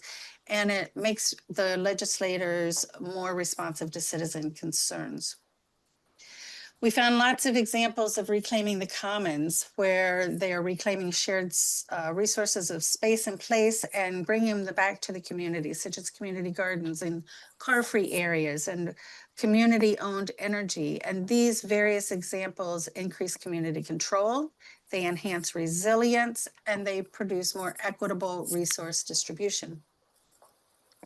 We've heard about eco-villages mentioned tonight or today. It's evening here in Germany. So we've got, again, about 130 eco-villages across the various European countries. And these communal living environments reduce environmental impact, increase local food production, and strengthen community bonds. We also found nearly 8 million cooperative housing units exist in the EU, where the residents own and operate the housing projects in which they live. And this produces social, economic, and environmental synergies, a knowledge exchange between these 43,000 organizations, and it produces more inclusive housing. So what we saw as we looked across these 10 most common policy proposals is there's a lot of bottom-up work that's been going on actually for decades, but there's new initiatives that are top-down from the government, the universal basic income, the job guarantees, the deliberative forums. And in fact, this was not part of the study in which we got this list, but we also discovered that there's this Beyond GDP initiative in which they are currently in working groups trying to find different ways to measure progress. So far, there's not been anything produced from this, but it's very promising. So all of this sets the environment or sets the context for degrowth education in the EU. So I'm going to turn this over to Allie and let her share with you what she knows. Yes, thank you, Dr. Landrum. So while policies set the framework, education shapes the mindsets and skills needed to make degrowth a lived reality. I first wanted to start with why the EU context favors degrowth. The European Union, firstly, has stronger welfare systems compared to places such as the US, which means people's well-being is less tightly tied to perpetual economic growth. Second, EU-wide policies like the Green Deal encourage education that looks beyond competitiveness and instead focuses on sustainability and collective well-being. Third, Europe has a rich cultural tradition of critical pedagogy and social movements in favor of improving lives and environmental impact. So if we go to the next slide, while education systems remain under national control, the EU does set strategic directions through funding programs and frameworks. This creates both opportunities and obstacles for degrowth. On one hand, EU education often ties learning to economic competitiveness and labor market readiness, which can reinforce the growth paradigm. But on the other hand, initiatives like the Green Deal and the Green Competencies Framework show how the EU pushes education towards sustainability. So in the EU, they do set the terms of education in ways that can limit degrowth, but also open spaces where degrowth can take root. In the next slide, one way the EU fosters innovation in education is through Erasmus. This program funds and promotes cooperation and mobility between institutions. One element that Erasmus supports is environmental protection and the green transition by encouraging projects that raise awareness about environmental issues, promoting sustainable lifestyles, and developing the skills people need for climate action. Projects can focus on education for sustainable development, integrate green topics into formal and even non-formal learning, or promote innovation in areas linked to the ecological transition. And within Erasmus, degrowth education has found space in multiple funded projects. I included one here, which is a study on the opinions of university education students on degrowth training. And then in my next slide, another great example is Part E SDD, which stands for Partnership for Transnational Education for Sustainable Development and Degrowth Education. And this is co-funded by Erasmus, connecting educators and organizations across Germany, Poland, and the Czech Republic to experiment with how degrowth ideas can be taught in culturally sensitive ways, but also practical ways. And this is just another example of where the EU will directly support new approaches to spread across their borders. In the next slide, I just wanted to go over a quick history of degrowth education. It has a short but dynamic history. In its early roots, as we know, began in France, initially started by academics and activists. In 2014 in Spain was the first degrowth summer school. That's where it was introduced, and this sparked more curiosity, and the popularity of the topic spread, which has led to the first ever master's specializing in the topic 4 years later. In the next, Thank you. So in this slide, the European Society for Ecological Economics has actually created a map of all the schools across Europe that have degrowth programs. The yellow is bachelor programs, orange is masters, the blue indicates which universities research is being done on degrowth, and the purple includes individual degrowth projects. Currently, there are 26 listed, but individuals are able to contact ESEE to include their own course if it's not already listed. And in my next slide, I wanted to highlight some of the programs, or the previous one. Thank you. Today in our presence, we already have alumni and students from Universitat Autònoma Barcelona, which runs the world's first master's program fully dedicated to degrowth. And as you can tell, it really is the flagship academic hub for degrowth education in Europe. In another direction is Utrecht University in the Netherlands. They take a more experimental approach, weaving degrowth and sustainability research, for example, through projects like integrating degrowth into children's education, where they encourage young minds to question and challenge dominant social narratives. This program shows how these ideas can spread beyond economics and into culture and broader education. And next slide, please. Despite all of these initiatives, degrowth education, of course, faces challenges still in Europe. It's not yet mainstream and often framed under sustainability rather than explicitly degrowth. Pressure is also on universities to prepare students for the workforce, and particularly in business schools, this is dominated by economic growth. Another issue with its integration is the lack of definition and clarity, meaning we must do better in the future to identify its place in different educational contexts. Lastly, degrowth does continue to be looked down upon and perceived as utopian. On the other hand, the opportunities are, however, exciting. We see how the EU frameworks have helped its integration, and coupling that with a growing interest from younger generations gives this movement more momentum. In the next slide. Education shapes not only skills, but students' values and worldview. Our current growth-focused learning supports this unsustainable system, whereas degrowth education promotes social and environmental well-being. Education gives us the freedom to imagine futures where thriving doesn't depend on endless growth. So to conclude with our path forward, education and policy are still deeply rooted in growth, and that creates a real tension with degrowth.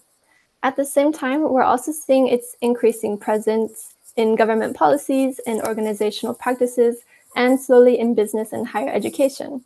So where do we go from here? We can organize by continuing advocacy and raising awareness to expand adoption, educate by bringing degrowth into research and curriculum at every level, and finally to vote, because lasting changes require laws and regulations and legislators who will carry this agenda forward. Thank you so much for listening, and we welcome any questions you have. Raise your hand if you have a question. But thank you both for this amazing, Nancy and Ali, for this amazing presentation. Anybody have a question? I don't see any hands raised. So maybe not. So maybe we should just move on to the next. I have a question. Oh, go for it. Well, not a question. I was just observing that you were saying that people perceive it as not being maybe economically feasible, but I think the economics actually is the important point of it, because if you give people economic feasibility, then it creates economic stability, which allows people to invest and allows economic growth, but not in a capitalist form, but in a form that favors and benefits the community. So it favors stability within the local, individual, broader community. So I feel like it does do that. I think that maybe that's one of its strengths, that maybe people misperceive. And that's just my comment and question. I don't know how you want to respond to Thank you. Jimok and then Makai. The Trump administration is trying to export the anti-renewables and anti-ecological platform that they have to the EU. And I'm wondering if have you seen evidence of that and how people in the EU are countering it? I can just say that certainly there is some increase in the more conservative views. There's some increase in pushback. There has been walk back on different standards and expectations that we had set forth before. It's not as extreme as in the United States. I think there's still a good solid foundation and a lot of support for what is already in place, but we're definitely seeing some changes, yes. Ali, do you have anything to add? I also agree. I know a lot of the students, especially in our class in sustainable business transformation, did comment on how after Trump was elected, we did notice a lot more companies here kind of drawing back on their own inclusivity and their own sustainability pledges. But it is not to the extent that it is in the US, luckily. And I do think that they are a bit more firm in their beliefs that this is the way that we are supposed to go in the future. I don't see any more hands raised. So thank you, thank you, thank you. That was amazing. And you're in a different time zone. So appreciate the fact that you're here. Thank you. That was really helpful. Thank you. I really appreciate that presentation, especially the ecological economics resource map. I forgot that existed. Please check it out, everyone. Yeah, thank you, thank you. Go ahead, Mando. Okay. So now we are going to hear a little bit about the degrowth movement in the United States. We have someone from Degrowth Institute. You're all in Chicago, right? Most of the team's in Chicago. I am not. Okay, well, there you go. But yeah, so now let's think about our U.S. context. Take it away, Anna. Hey, so my name is Anna Prouty. I'm the Media and Outreach Coordinator for Degrowth Institute, excuse me, or DGI. I'm also really sick today, so I was gonna make slides last night and I just went to bed. I was like, this is not happening. So we're just gonna chat. How's everybody doing? We've had a lot of slides. We feeling still engaged? Anyone need like a little, bio break? Good job, people. Okay, you are much better at sitting in a screen than I am. So yeah, as mentioned, I work for Degrowth Institute. I also live and work at a place called the Center for Rural Livelihoods in Cottage Grove, Oregon, which is sort of solidarity economy, municipalist, dual power building, and we're like a living laboratory for regenerative forestry and agroecology projects. Yeah, so I am not in Chicago. I live in the middle of nowhere. But I wanted to kind of give a brief history of the degrowth movement in the US because for the most part, when people come to degrowth, they're being routed through Jason Hickel, through Barcelona, through these European predominantly thinkers and spaces. And there is a degrowth movement on this continent. I would say it's probably stronger in Canada than in the US, but it is growing, ironically, here in the US as well. And I wanted to kind of give everybody a bit of background on how that movement has developed over the last decade and kind of where it's at now and what's coming next so that other people who are in the Bay or in kind of the US context can start thinking about how to plug in and get involved if you're excited about degrowth organizing. So back in kind of the mid 2010s, if you were interested in degrowth in the US, you kind of just went through Barcelona. You'd like email a professor there, maybe go there and study. And there were definitely a lot of kind of ecological economics projects going on and some post-growth projects happening in the US, but degrowth hadn't really kind of come to this context in a deep way. And what's been really amazing is that since I started degrowth organizing in like 2017, 2018, that has completely changed. So in 2018, there was kind of a group of people who were all emailing each other about degrowth, many of whom have gotten linked up through connections with people in Barcelona.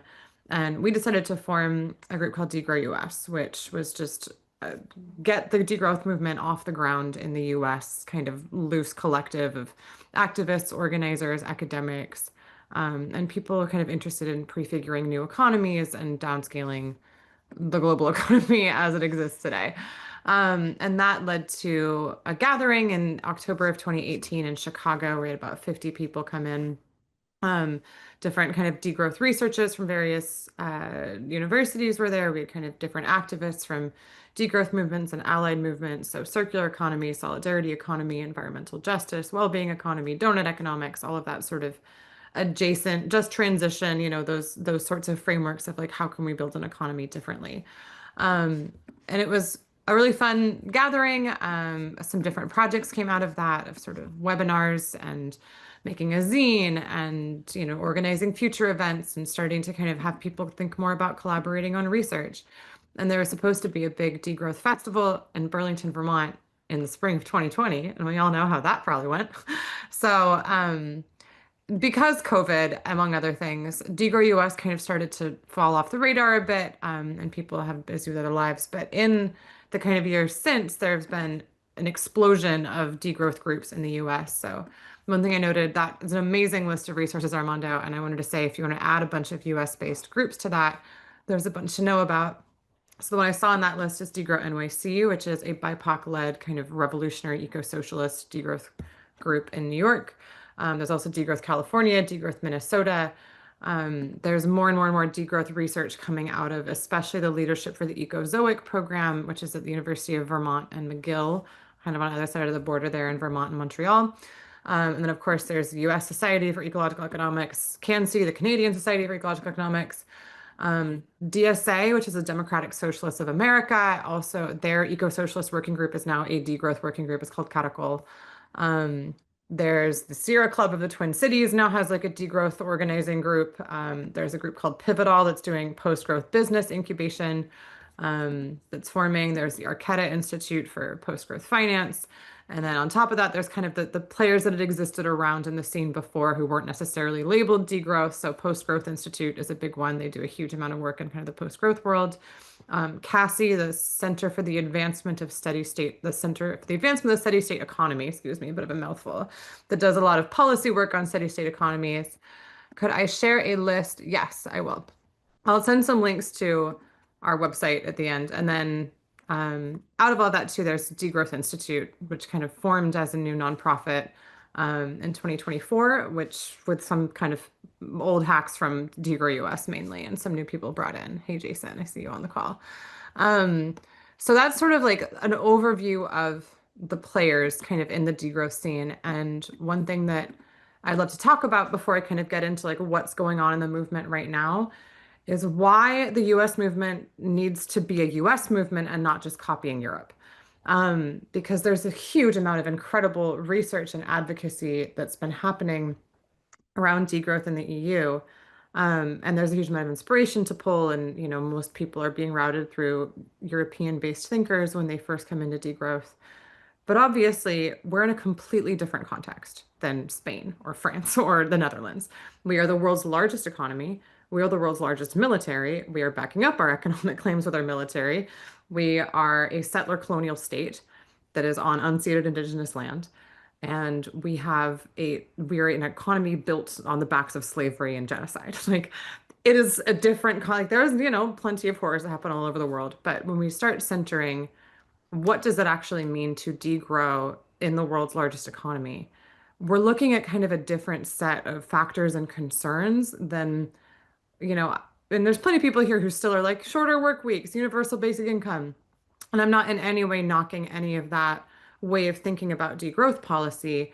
But when we're saying like, how do we actually preserve the integrity of life on Earth and through degrowing the US economy, we're looking at, a different set of principles because yes, in some ways, getting people out of an extractivist economy on more individualist basis through having more of our needs provided is helpful. And I'm not knocking that. I'd also love a universal basic income, but there's a lot to be said about thinking more critically about demilitarization, about land back, about delinking our economy from the global south and shutting down extractive industry. So like when we're actually talking about what does it mean to do degrowth, what is it that we're actually doing when we talk about degrowing our economy? The kind of priorities and most important points and like streams of voices and arguments that are coming into the UX context is a little bit different from Europe. there's many similarities, but this is a whole different ballgame. And it's also politically kind of much less amenable to degrowth, right? Like that was something that Ali and Nancy I heard talk about, of sort of these ways in which the EU context kind of is in some ways friendly to degrowth in a way that the US is not.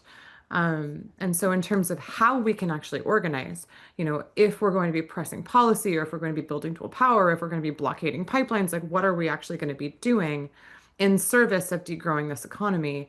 We're faced with kind of a different set of what's possible here. And again, there will be similarities to Europe, but it's a different place. It's a different context, going back to what, I forget your name, person who's presenting on Colombia, these like place-based wisdoms, of what it means to degrow the US is going to look different.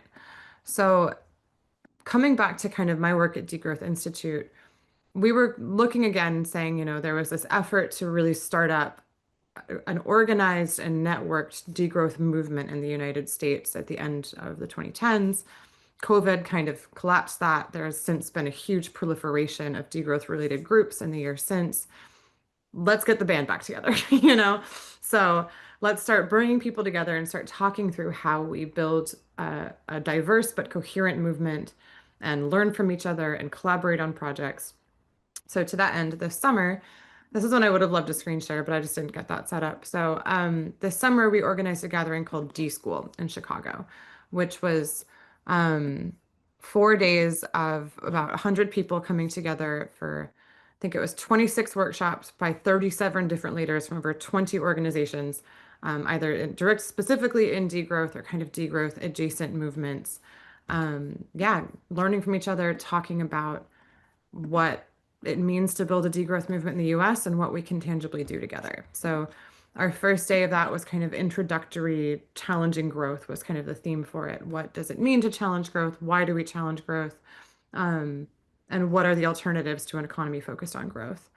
Day 2 was kind of degrowth deep dives, which is more about digging into the weeds of what does it look like to talk about degrowth and finance, degrowth and food, degrowth and policy? Like where are some of these deeper conversations going in terms of like the kind of nitty gritty of how degrowth can play into these different industries and different ways of organizing our lives.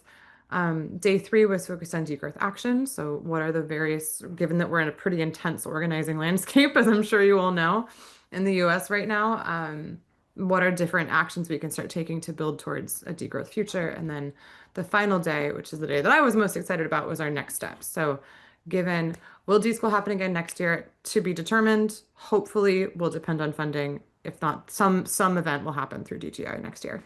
It might be remote. It might be in conjunction with another, ISSE or USSE gathering, but I'm getting derailed.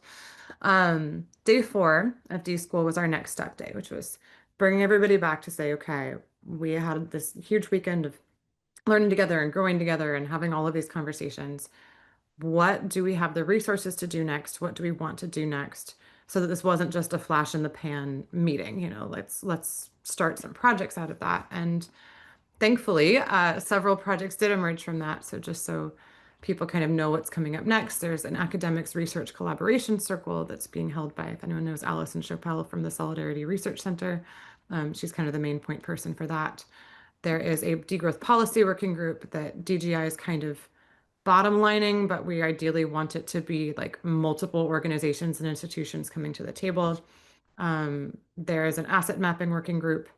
There's a group to expand our toolkit, which I linked earlier, but I'll link it again in the chat, or maybe Jason, if you're on and want to link it, which is kind of as resources for degrowth organizing in your community. There is a group putting together a degrowth kind of animated explainer video. And I think, and then there's just like people kind of collaborating on events in their communities and kind of continuing the conversation coming out of that. So it was pretty crazy of an event. A lot came out of it. And I just wanted to kind of impart to y'all some thoughts on kind of where the degrowth movement is at right now. Because as we know, it's kind of skyrocketed over the last several years. There's a huge amount of interest in it. There's also a huge amount of misunderstanding of it. There's been a lot of articles this year being like, are the Trump tariffs degrowth? Trump is a degrowther. And you're like, oh God, kill me. But there is this sort of tension about what degrowth means between pure downscaling of the global economy and this kind of transition and realignment of economic priorities, right? Like, and there's some tension people are holding of like, well, if you're talking solidarity economy and circular economy, but you're not focusing on macroeconomic downscaling, is it really degrowth? And likewise, if you're downscaling the economy, but you're not transitioning it to a more just and ecological way of meeting our needs, is it really degrowth? So there's, and within that sort of tension comes this question of what it actually means to build towards degrowth, to organize around degrowth, because there's only so much we as individuals, and especially kind of ordinary people, can do to change macroeconomic policy, right? Like there's a huge amount of education that can be done and pressure campaigns. Um, but that's a kind of a different set of organizing tools and actual tasks than if you're talking about building a regenerative cooperative in your community that does, I don't know, mushroom growing. You know, that's what you can actually have kind of control over, and how you can actually build towards a different way of people meeting their needs looks very, very different if you're working towards local or regional or bioregional, ideally, solutions of how to build an economy versus focusing on this global downscaling piece. And that was something that came out a lot at D School that was really interesting, is people saying like, okay, yes, downscaling, but like, what can we actually do?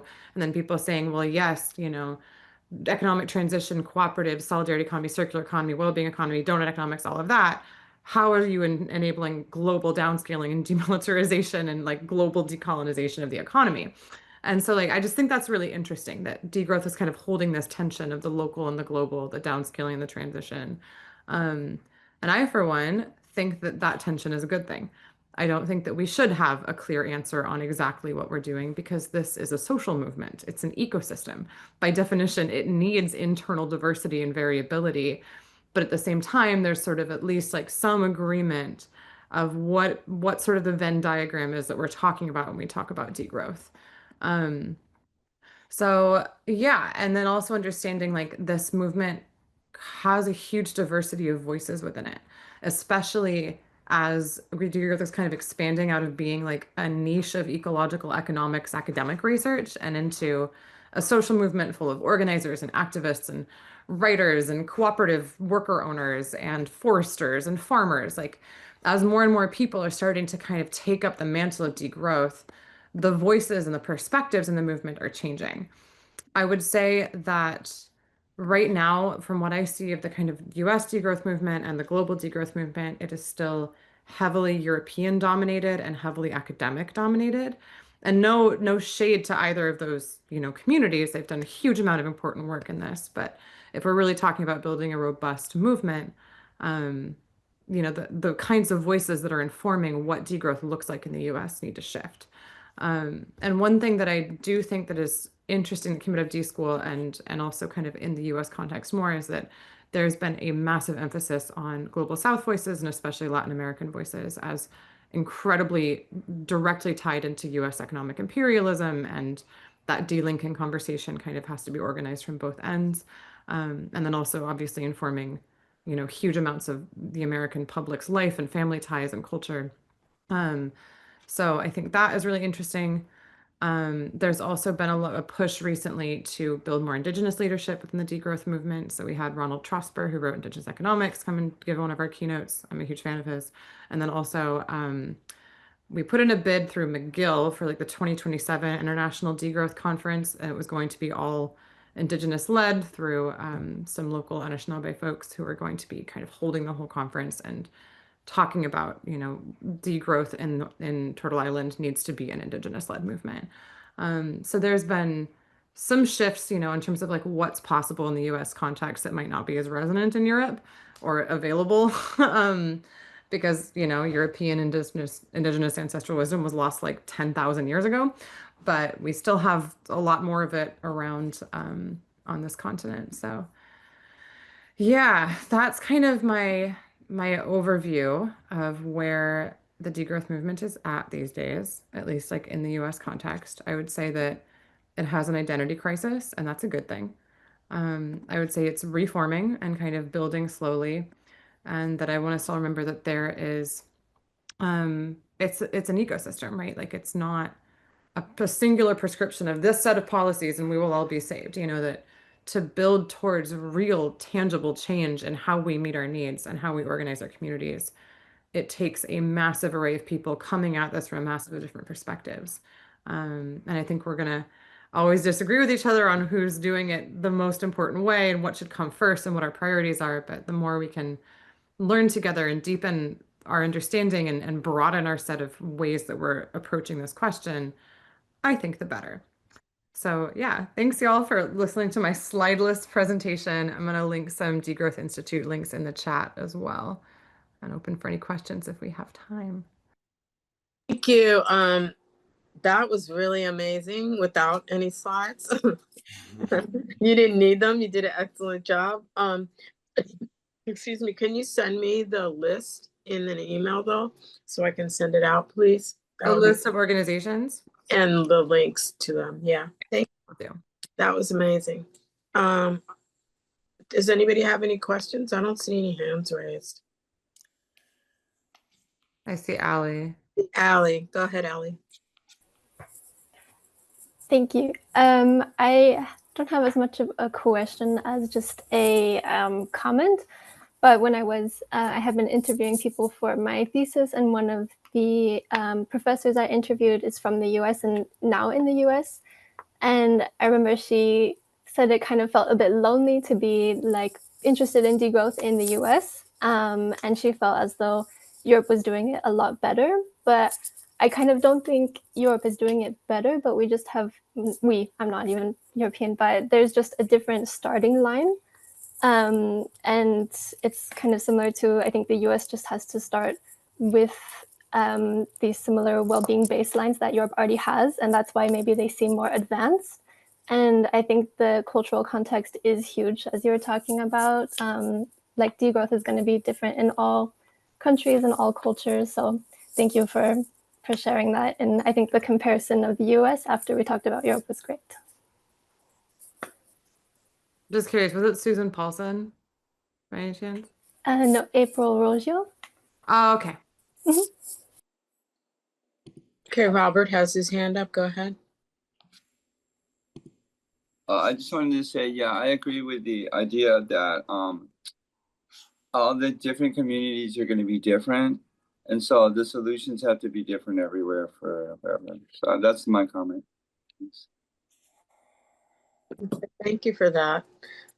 So let's just take a 2-minute break. Stretch, get your coffee, and then we'll come back in 2 minutes or less. If anybody wants to just keep it moving right now, that's fine too.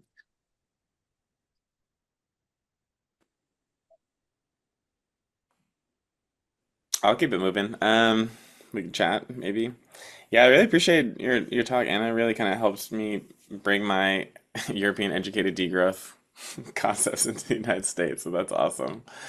Yeah, I kind of feel like the thought that I have is like degrowth really like gels with all the environmental justice, climate justice, kind of like anti-imperial organizing we've had, this long history we've had here in the United States. So I don't know, I kind of just was thinking privately in my brain that like a spore slash inoculation strategy could be good. Like we just kind of like share the news that like degrowth now is empirically necessary and like the only viable strategy left for sustainability. And then we can like add, just kind of like integrate that to the existing movement ecosystem, and then hopefully have a united front. Nick Bertulis has his hand raised though, so I'm gonna let you jump in, Nick. Come on in.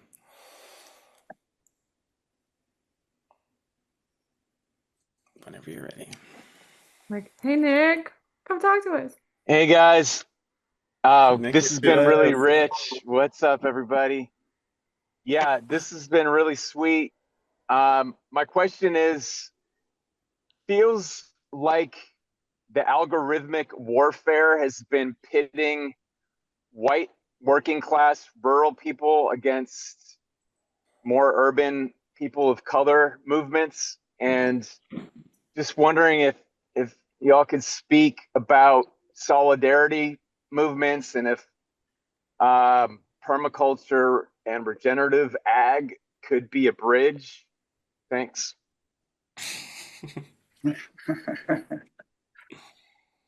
She's trying to be funny.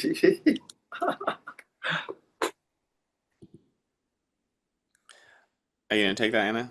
And Oh, then I we'll wasn't sure if I was being asked. I'm like, oh, the amount of times that it would be really great if we could build community across partisan lines in rural places around permaculture would be great, but I've never seen it happen.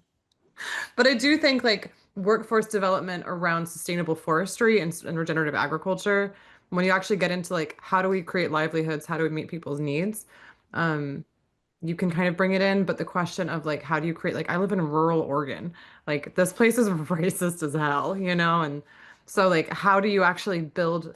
I do think like on a much broader scale, there's something about like rebuilding cultures of place. You know, we talk about what it really, I know, Nick, you know all about Hazel and being a person of place and all of that. Hazel Ward, for anyone not familiar, is kind of a fantastic elder of the permaculture movement who's big on social forestry and really rebuilding these economies and cultures of living in our lands and using our lands and culturally reconnecting to our lands. And like, we know that the loss of that from like research on addiction and violence, like the loss of that is, sorry? That's What? just nice. Wow. Hey, Dad, you need to mute yourself. Oh, sorry. Um, um, the loss of that culture is very traumatizing to us, right? Like we, when we are, whether, you know, at what point in our history we were colonized, it was a huge trauma that then is like expanded and proliferated all over the world as trauma does when it's not healed.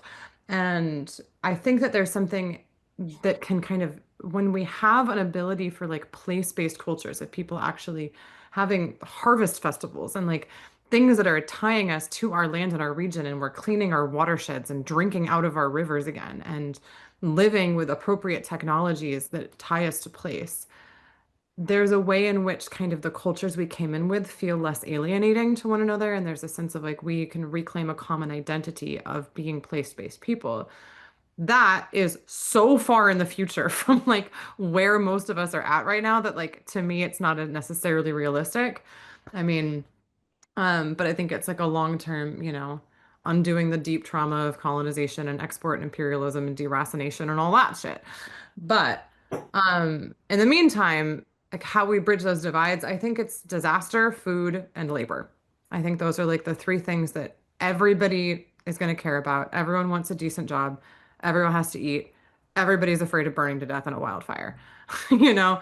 And I think that like the more we can use those activities to kind of create these like apolitical relationship buildings, but that are still really political. So when we talk about disaster resilience, we're really talking about cooperative economies and democratizing and, you know, a lot of, you know what I mean? Like it is inherently political, but the more we can kind of couch political goals in these more like apolitical, this is what's in everybody's best interest because none of us want to burn to death like conversations, I think is more effective at bridge building than say like, we're gonna do a permaculture workshop. You know what I mean? But maybe you've had a different experience. Just for the sake of time, we do have to move on. No, you're all good. You're all good. We're gonna get Federico in here. We have Nick Martulis was my first regenerative environmental teacher back when I was a wee lad in community college. So, hey.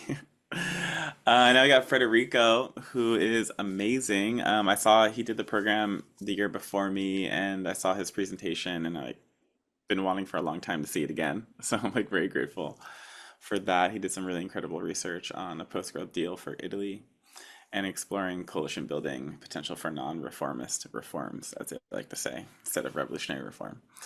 So yeah, please take it away.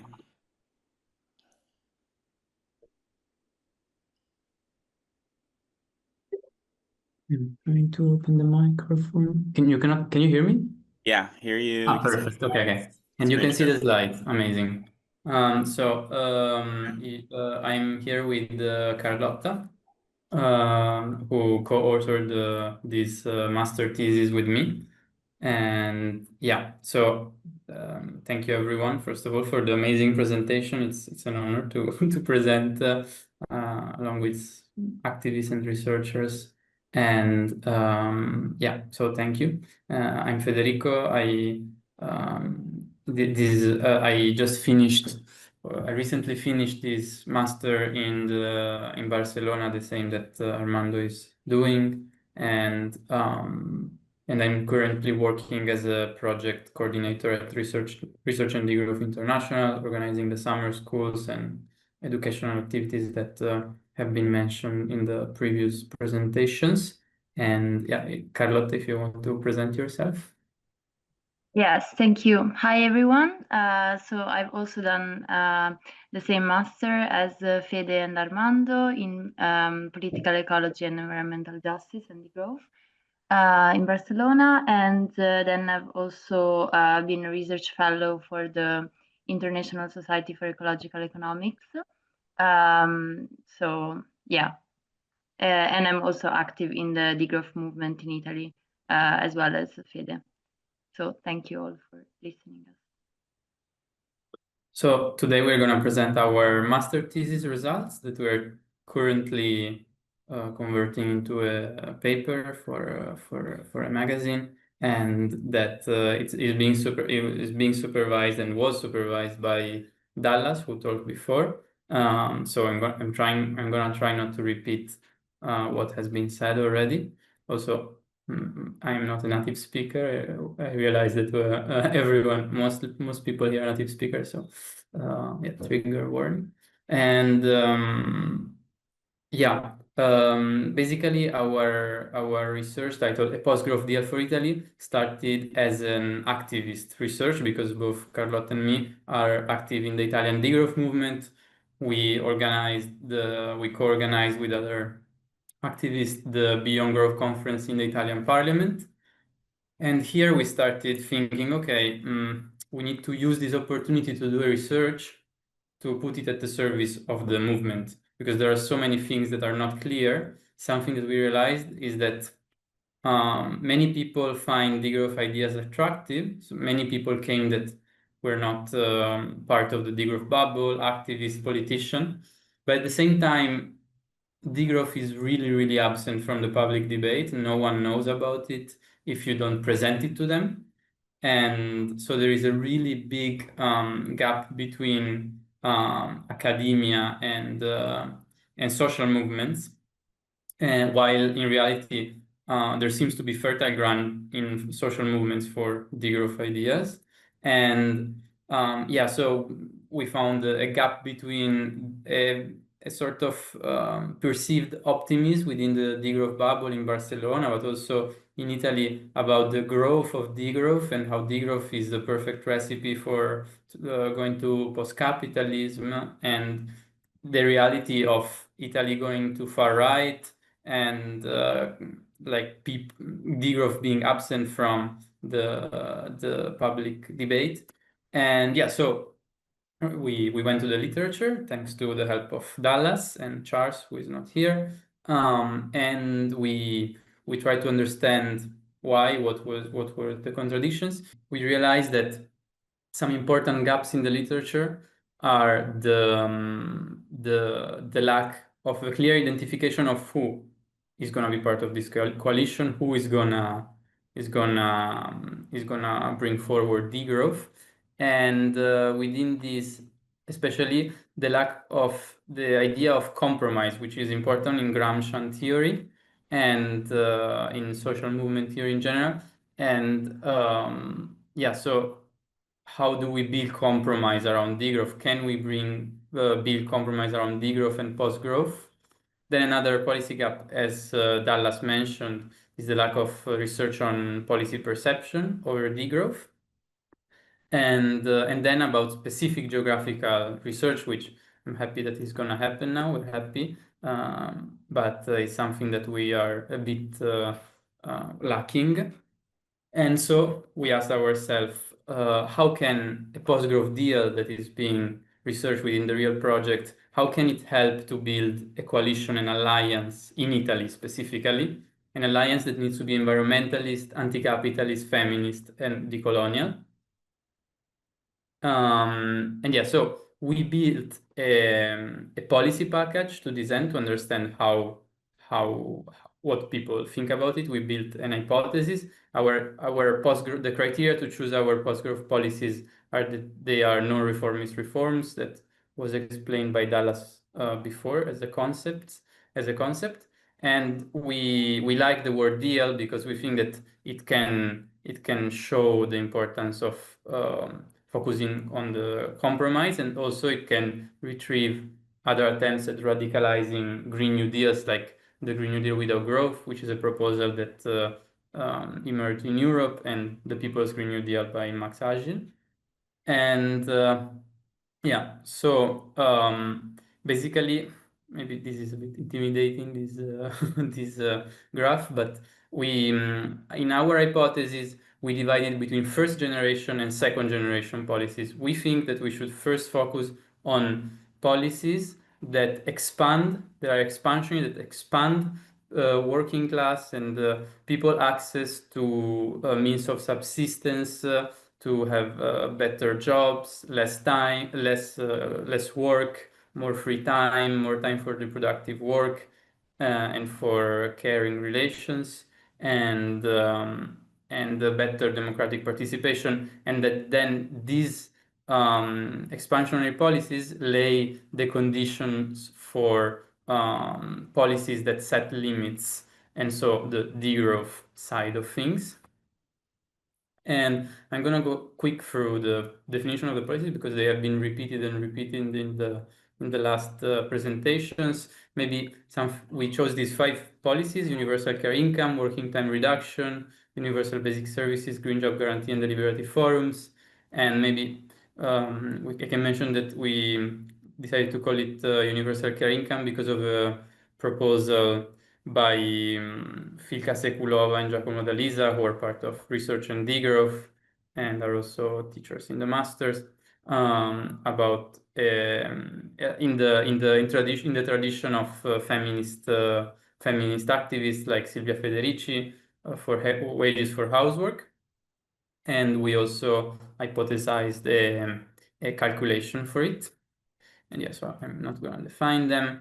And for us, it was important to understand their complementarity, because as standalones, they're not sufficient. They can be co-opted by capital, but they are truly no-reformist reforms, anti-capitalist together. For instance, the deliberative forums on their own have very limited capacity to have participation, because mostly old people and assertive people, men, join, and while we want the working class to join, people need to have a working time reduction and a basic income and basic services to be able to join, for instance. Or progressive taxation can curb the potential excessive consumption that can be stimulated by a universal basic income, universal care income, or having more free time. People might consume and spend more, so we need taxation on pollution and consumption to curb that. And then, before doing our policy perception research, we thought it was important to contextualize the policies to Italy and to understand really, like, what's the history behind this policy in Italy, what are people gonna think about them, what is going on already. Well, it's a lot. So, and maybe I'm just gonna mention the universal care income that has a long history of activism in Italy. I mentioned already Silvia Federici with her Wages for Housework campaign. There have been many other campaigns for basic income kind of policies, and these culminated in 2019 with the implementation of the citizenship income by the Five Star Movement, a center-left party that was successful in a sense, but also lacked a job guarantee. So, well, we will talk about it later, because this is something clear in the perception of the Italian population, that as this policy was heavily criticized. Yeah, so I pass it to Carlotta. Thank you. Okay, so basically now I talk a bit about how we conducted the research. So basically, okay, here you can see beautiful pictures. I think you can go to the next slide. Basically, to to investigate policy perceptions, we decided to use focus groups, and in particular, actually a mix of focus groups and a survey. To briefly explain what focus groups are, it's basically also defined as a group interview. So you have 4 to 6 participants and you ask questions or you pose some topics of debate to get, basically the objective is to get different perspectives on the same topic and how different groups have different perceptions of the same topic. And so we basically organized 4 focus groups in total, with 3 target groups that we identified as strategically positioned to basically support these policies and eventually implement these policies. So political party members, worker unions, and activists. And we first organized the pilot focus group to confront with other activists in the degrowth movement to see also like to socialize our research. So just super briefly how we conducted the analysis. So first we carried out the focus groups. Then we had we transcribed everything that was said during the sessions. We did a preliminary screening of all the themes that emerged from the sessions. And then we had the second focus group where all like members of all the 3 groups participated. And then we analyzed what came out of the discussion and we identified the main themes that emerged. And parallelly, we disseminated this survey among the groups that participated. So basically, we asked the participants to share more widely the survey with their groups, so that we had like also the same sample for the survey. So you can go to the next slide. Here you can see some pictures to have an idea also of how we conducted the focus groups. We basically tried to make it as participatory as possible. So we had 4 posters around the room, and in the first part of the session, we basically proposed a critique of degrowth. So like we proposed 4 pillars of degrowth. So the critique to the ecological critique, the feminist critique, the Marxist critique, and the decolonial critique, which we identified as main pillars of degrowth. And then in the second part, we proposed this scenario to participants. So we asked them to imagine that they were in an assembly with their group or their political party, deciding whether to take part in a coalition to support this post-growth pact for Italy. And we said it's 2027 when there will be the next legislative elections in Italy. So basically, we used this scenario to facilitate the discussion. Okay, so what were our results? So the maybe most interesting part, hopefully. Of course, there were many things that emerged. So we decided to, or we identified 4 categories or themes that emerged across the 3 focus groups, the 4 focus groups.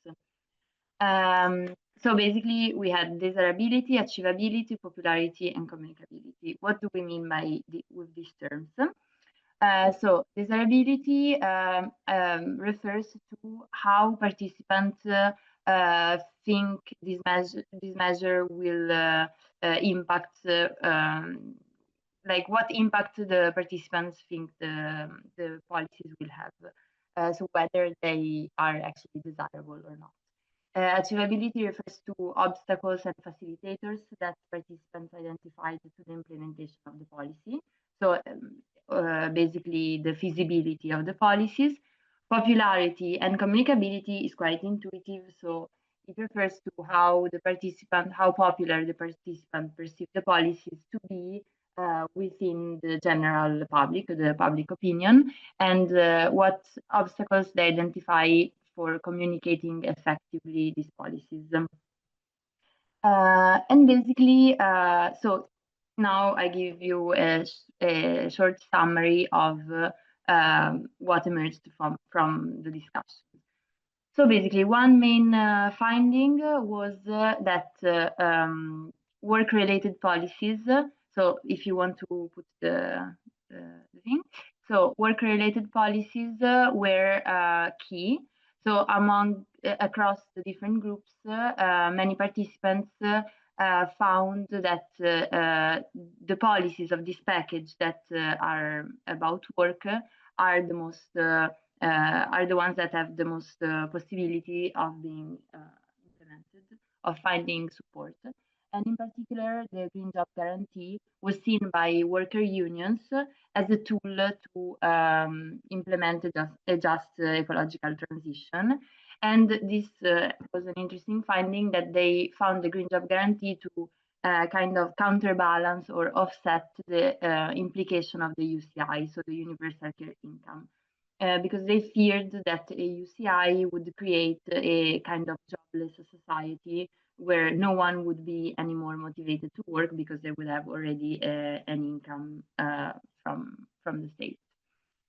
And also activists and party member where they supported the idea of a green job guarantee, which would reduce the creation of bullshit jobs, so jobs that do not have a social value.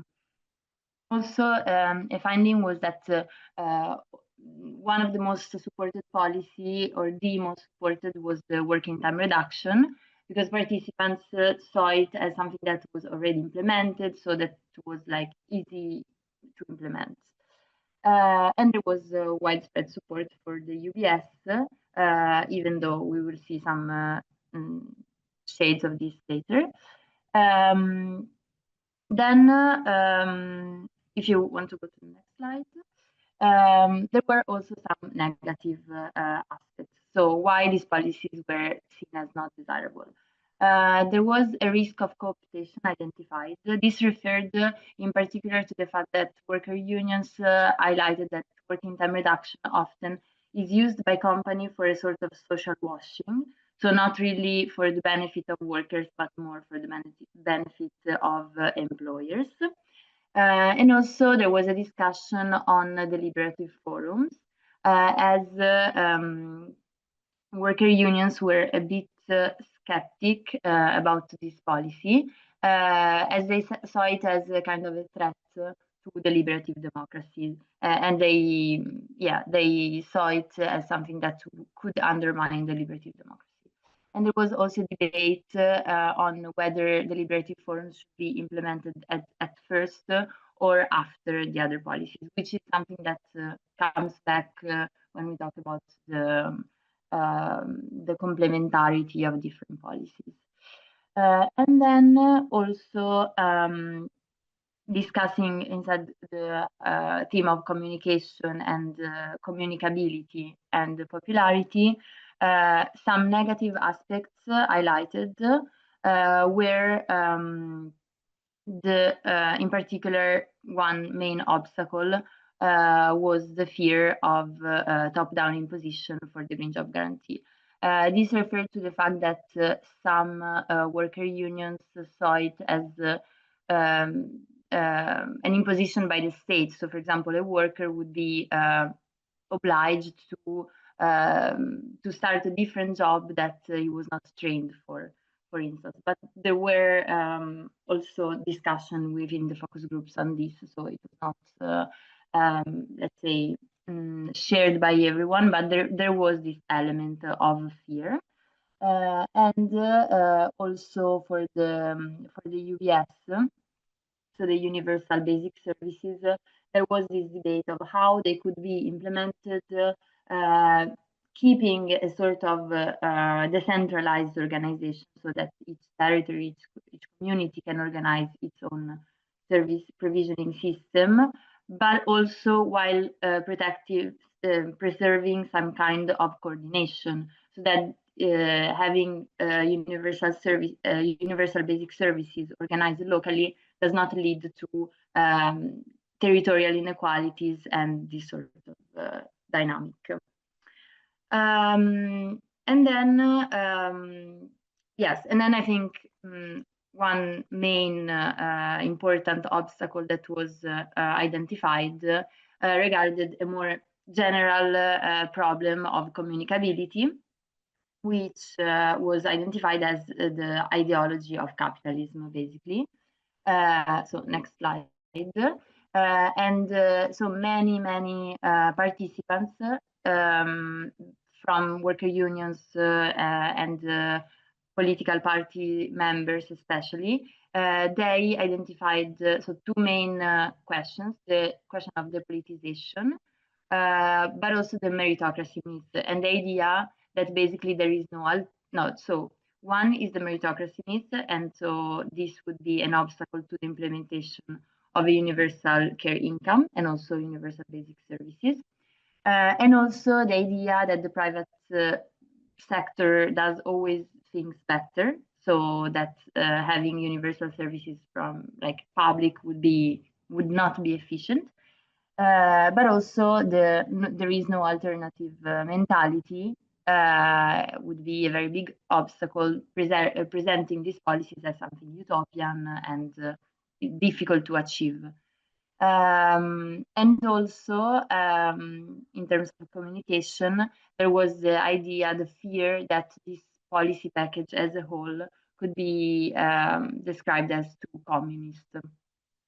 That was an interesting finding as well. And then, yeah, there is this five-star effect is very specific to Italy because it refers to a political party that implemented a sort of universal care income, even though it was not universal. It was conditional upon certain requirements, but it had very negative reputation in the public opinion, and so this association is not seen as something positive. Okay, so just briefly about the survey results. So we focus more on the qualitative aspect, but also as I said before, we disseminated some surveys, and we saw that most of the things that emerged from the focus groups were confirmed. So that the working time reduction was the most supported policy, while UCI was a bit less supported. And also we found that activists were the most supportive of citizens' assemblies. Okay, so our conclusions. I think one main thing is that we come out of this research with more questions than answers. But some things that definitely are worth underlying is, I already mentioned it, but to summarize and reinforce this point, that one main communicative barrier was perceived to be that the policy package as a whole might be perceived by the public as too utopian and too abstract, but also that there is a lack, due to depoliticization and lack of spaces to discuss these policies, there is also a difficulty to find space for coordination, for finding common ground between these different groups that we studied. And so that there would need to be more discussions and more space for creating a coalition around these policies. Yes, and also importantly, a point that emerged is that there needs to be more contextualization of these policies, how they could be implemented in given contexts. So we started to do this to contextualize it to the context of Italy, but yeah, I think one of the findings that there needs to be more research into this aspect. Yes, and then I would say also one main thing that we identified, that the policies to find they need to be more related to concrete examples of everyday lives of people in order to actually be relatable and therefore be supported. And yeah, so I think these were the main findings. We have also some limitations, but I'm a bit over time, so just super quickly, we didn't use the software to code all this information. So for sure there could be more precise analysis through a software. And yeah, I already said the next steps in terms of research. So if you have any questions or yeah, any comments, please feel free. Thank you. Thank you, Carlotta, and thank you, Federico. That was amazing. I have some questions, but I'll hold off because we're running a little late. We want to make sure that we have enough time for our next speaker. So go ahead. I see one hand raised, Makai. Go ahead quickly, please. Michael, you're still muted. Muted.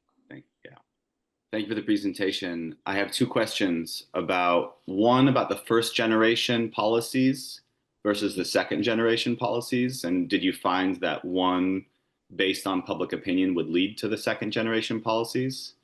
Or, and then my other question was about the historical association with communism in Italy. And, you know, I know that there's had the biggest communist party, you know, in Europe. And I don't know if, I mean, degrowth is a communist policy, in my opinion. So it's tricky if there's a historical association that's anti-communist in Italy, and and I don't know if you guys can extrapolate on that and how you frame that to, I guess, you know, your focus groups and what public opinion in Italy might be around degrowth based on that history. That's a long question and a long answer, I can imagine. So can we drop the answer in the chat? Because then we can continue and move on. Or can we give them just a short answer? I think okay. A little late. So a short answer, it's difficult. No, maybe just one thing about communism. Well, yes, I think in the way that it was presented, this argument was presented in the focus group. So the participant that discussed this, that was, as I remember, mainly a worker union, but maybe also party members mentioned this. It was mentioned as a negative association. So then I think there needs to be a separate research on like the historical, how communism is perceived now. There could be a research on perception of communism now in Italian society. I could not give a precise answer to that, but my anecdotal answer from experience and from what was said in the focus group also was definitely a negative association. And they also corroborated this with some examples of I don't know, their experience working with workers, where they saw this as a negative, as something, yeah, that they perceived would not lead to support for the policy. But again, this is very partial view of the participants, so there should be more research on this. Okay, thank you. Fun fact that I believe is true, but fact check me, is I think the US or the CIA kind of intervened on the Italian Communist Party at some point when they were in the peak of their strength. So That's true. Yeah. But anyway, thank you so much, and Carlotta, sorry for not introducing you. I apologize. And thank you for holding it down over there in Europe for us. The next we're gonna have is very exciting. It's we're gonna hear about the California donut snapshot that Francisca worked on and her team, which they will tell you all about. All right, thank you so much. I'm here with Indy, who's also going to present a bit, and I also see, I think, one or two more of our team members here, so I want to acknowledge that this is really a team effort. I will drop a quick poll in the chat to kind of know how familiar you already are with donut economics or have seen the snapshot before, but just we're trying to squeeze a lot into a short period of time. So take a big stretch. And I'm going to go really fast through the first couple of things, and then there'll be a bit more interactive participation in the part that Indy will lead. So can you see my slides? Yes. And okay, great. And did I send it off in the chat yet? No. Presentation There we go. mode. Presentation. Yeah, is it in presentation mode? No. Yeah, No. it is in my screen. Yeah, okay, great. So going to give a quick recap of what donut economics is, talk about specifically how we applied it in California. And the reason that we're here with degrowth is that donut economics, ecological economics, degrowth, post-growth, all of that is so overlapping and adjacent that in some ways it's interchangeable, in some other ways it definitely has its own nuances. So I hope that this will still be interesting to the audiences. I really appreciate especially the folks in Europe staying up so late, and folks in the US, with us being the last thing between you and lunch. Hang in there. It's gonna be interesting. Let's move on here. So as you may know, Kate Raworth is the person who coined the term donut economics. She brought together a lot of different economic concepts that didn't really work in the prior world, contrasted those with new approaches, including those that we've been talking about here with growth infinitely on a finite planet is not working, limiting people to just an economic perspective doesn't work, and so forth. And she brought together also the planetary perspective on what are our biophysical boundaries that we cannot overshoot any longer, and what are the social basics, the minima that everybody needs to have. So she wrote this book, Donut Economics, 7 Ways to Think Like a 21st Century Economist. And out of that came a whole movement. So donut economics really is both a goal for an economy so that it's in service of people and nature. It can help you measure where you are along that journey. It helps screen policies and hopefully also define them. It is a business framework that can help also businesses reorient, and most of all, also it's a global community.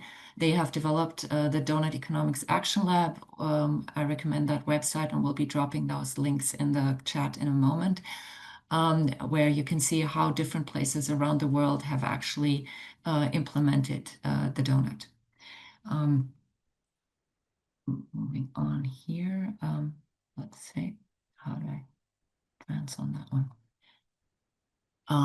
Just another quick recap of those 7 ways to think like a 21st century economist. Again, on the left side, juxtaposing the old ways of thinking with, on the right side, the more donut, integrative, holistic ways that are more in service of people and the planet and try to balance well-being of humans and non-humans alike.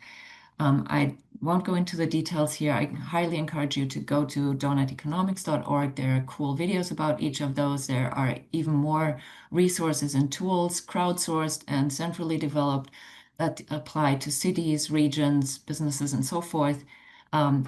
We've been here about 2-3 years ago to just talk about donut economics, but also to talk about what we're doing here in California. So today is going to be a bit different.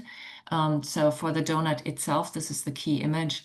On the outside, you have the ecological ceiling, and on the inside, the social foundation.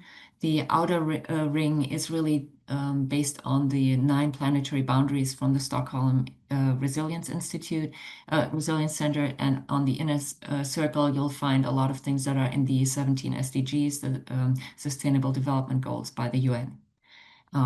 Not gonna have time to go into those details, but the donut itself, they took a picture of the world overall. We're in overshoot while not meeting people's needs. About 80% of people on Earth are really falling short on their social basics, while unfortunately we're already overshooting at least 6 of the 9 global boundaries, maybe 7 in the meantime. If you look at the US, and that's really amazing research by the University of Leeds, they've done it on a country-by-country basis, and you can also see how it changes over time. You'll see that the US especially is extremely indebted to nature and overshooting horribly. it looks like we're doing okay on the social aspects.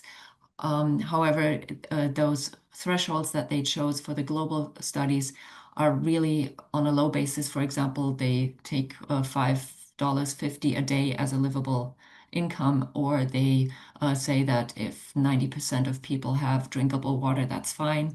We found that what we wanted to do for California has to reflect the local conditions and be more aspirational. So you'll see ours looks a bit different.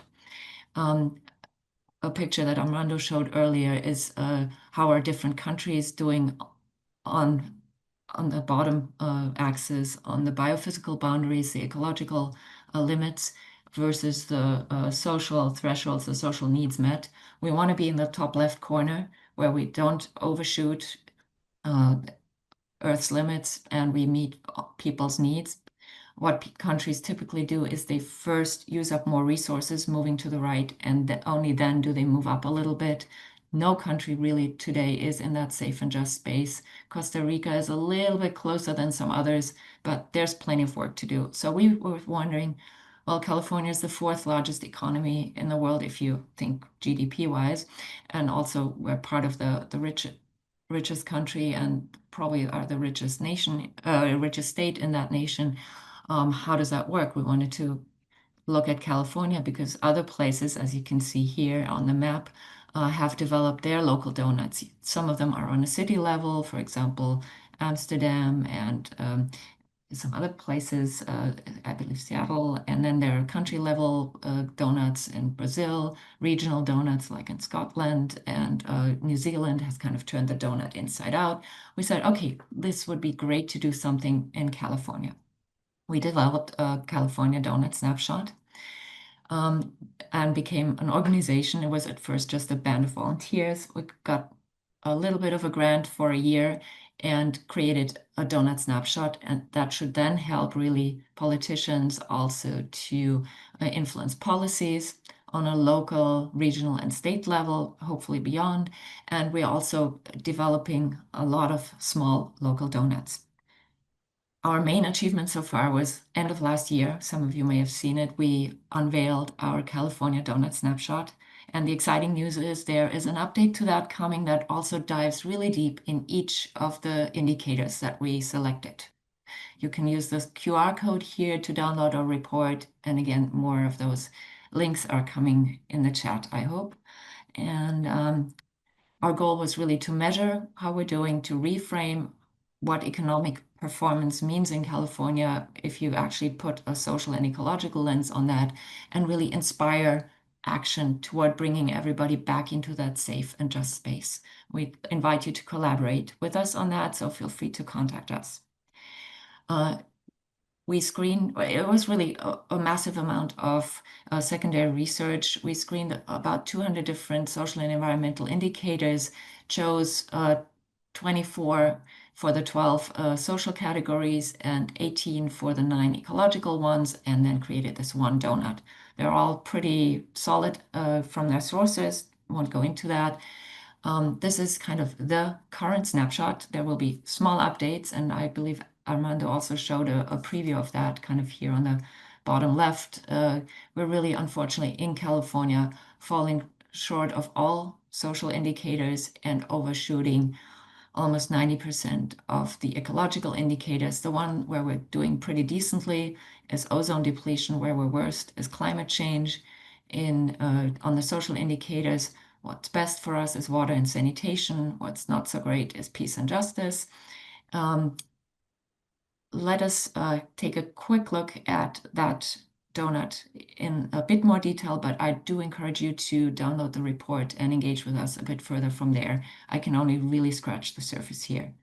So if you look at the inner circle, the social foundation, you can see those 12 categories. Each of them has 2 indicators. We tried to find ones that were reflective of both kind of the local and global impact, especially for the planetary ones, but also on the social ones, have some that shed a light on different aspects that are relevant to California. If you imagine now cutting this circle up and unrolling it sideways, this is what it would look like. And you can see how the relative performance of those indicators is going. And you can see on the shortfall that we have there, that might, for example, lead policymakers to say, okay, we're really doing worse, not so great on income inequality and on violent crime. Maybe those should be our first areas that we need to focus on improving, realizing though that everything's interconnected. And if you improve certain elements of that, that hopefully has a positive trickle effect to others and vice versa, of course.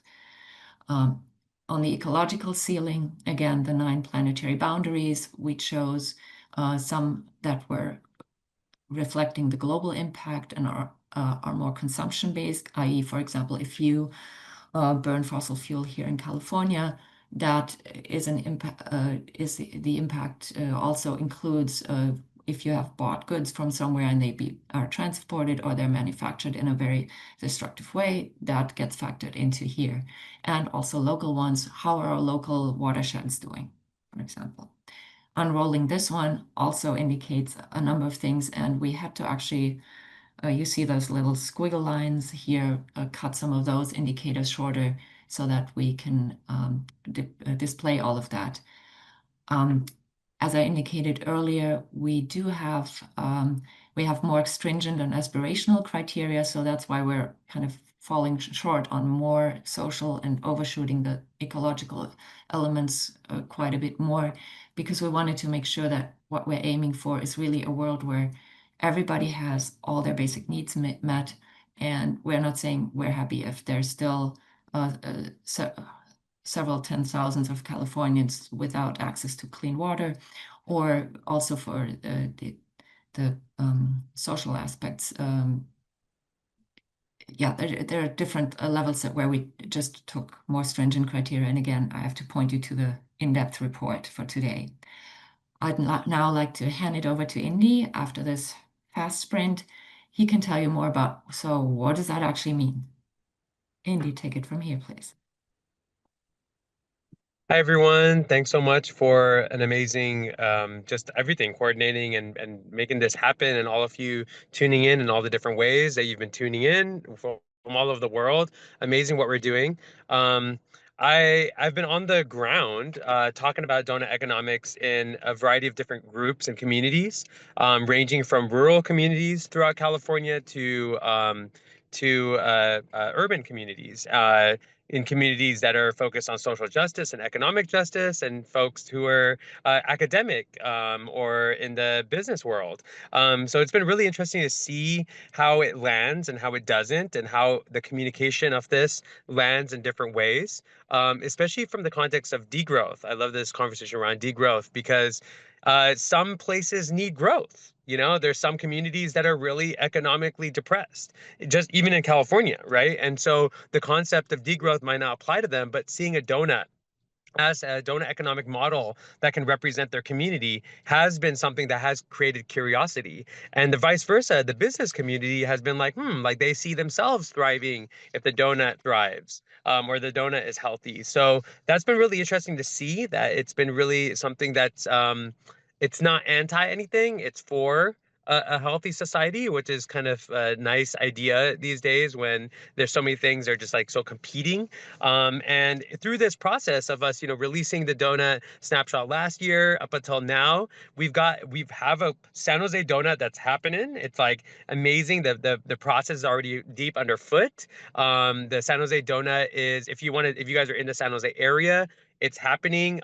There's regular meetups in person as well. Some of those meetups, we've purposely designed them to also include eco restorations or supporting a local farm or eco restoration project, while also doing the education about the donut economics, while also sharing food and drink and community as a process of actually doing the data collection or the interconnection of those things.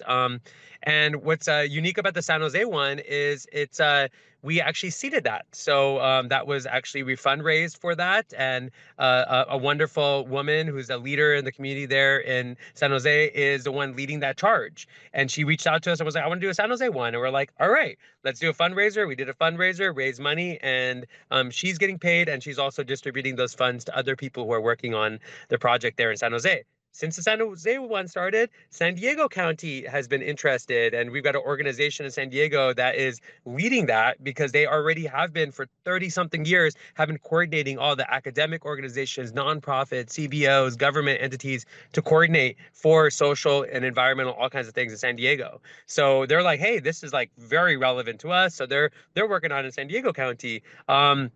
I'm giving a presentation next month in Central Valley at the Social Justice Conference. I'll share all these links in a little bit with you guys, but I hope you guys can tune in if you're in Central Valley area. That's to activate and find out what students is going to be at a Social Justice Conference at Cal State Stanislaus, and that's, you know, to kind of activate a lot of the community out there that has a very different donut, right, than like San Jose or San Francisco or San Diego. Also, there's a San Francisco donut underway as well. I'm working on a donut where I live on the Bay Delta, where the ocean meets where the bay meets the river, and just exploring different ways to also think about donut economics from the lens of one of my friends called it Donut Plus. You know, how can we come together and also do the things that heal the donut? Like you guys just saw that California donut. It looks like there's a lot of problems. Can we come together and actually create a movement? This is the hypothesis we're playing with. Can we create a movement where we're also healing the donut? We're healing those political voice issues. We're healing those climate and biodiversity and land use issues while we come together and gather data. Sometimes the data is not always cold. Sometimes it's good to have warm data, right? Where we're just connecting with each other, or ecological, I mean, I like to say pro-social data, right? Where we're creating data that's creating the community and movement that we're seeking to create. Last but not least, something I'm really excited about. We were recently featured on the Climate California PBS show. That's an Emmy-winning show. I'll share that link with you guys. If you guys like talk about like something that's both positive and inspiring about climate and California, that's a great.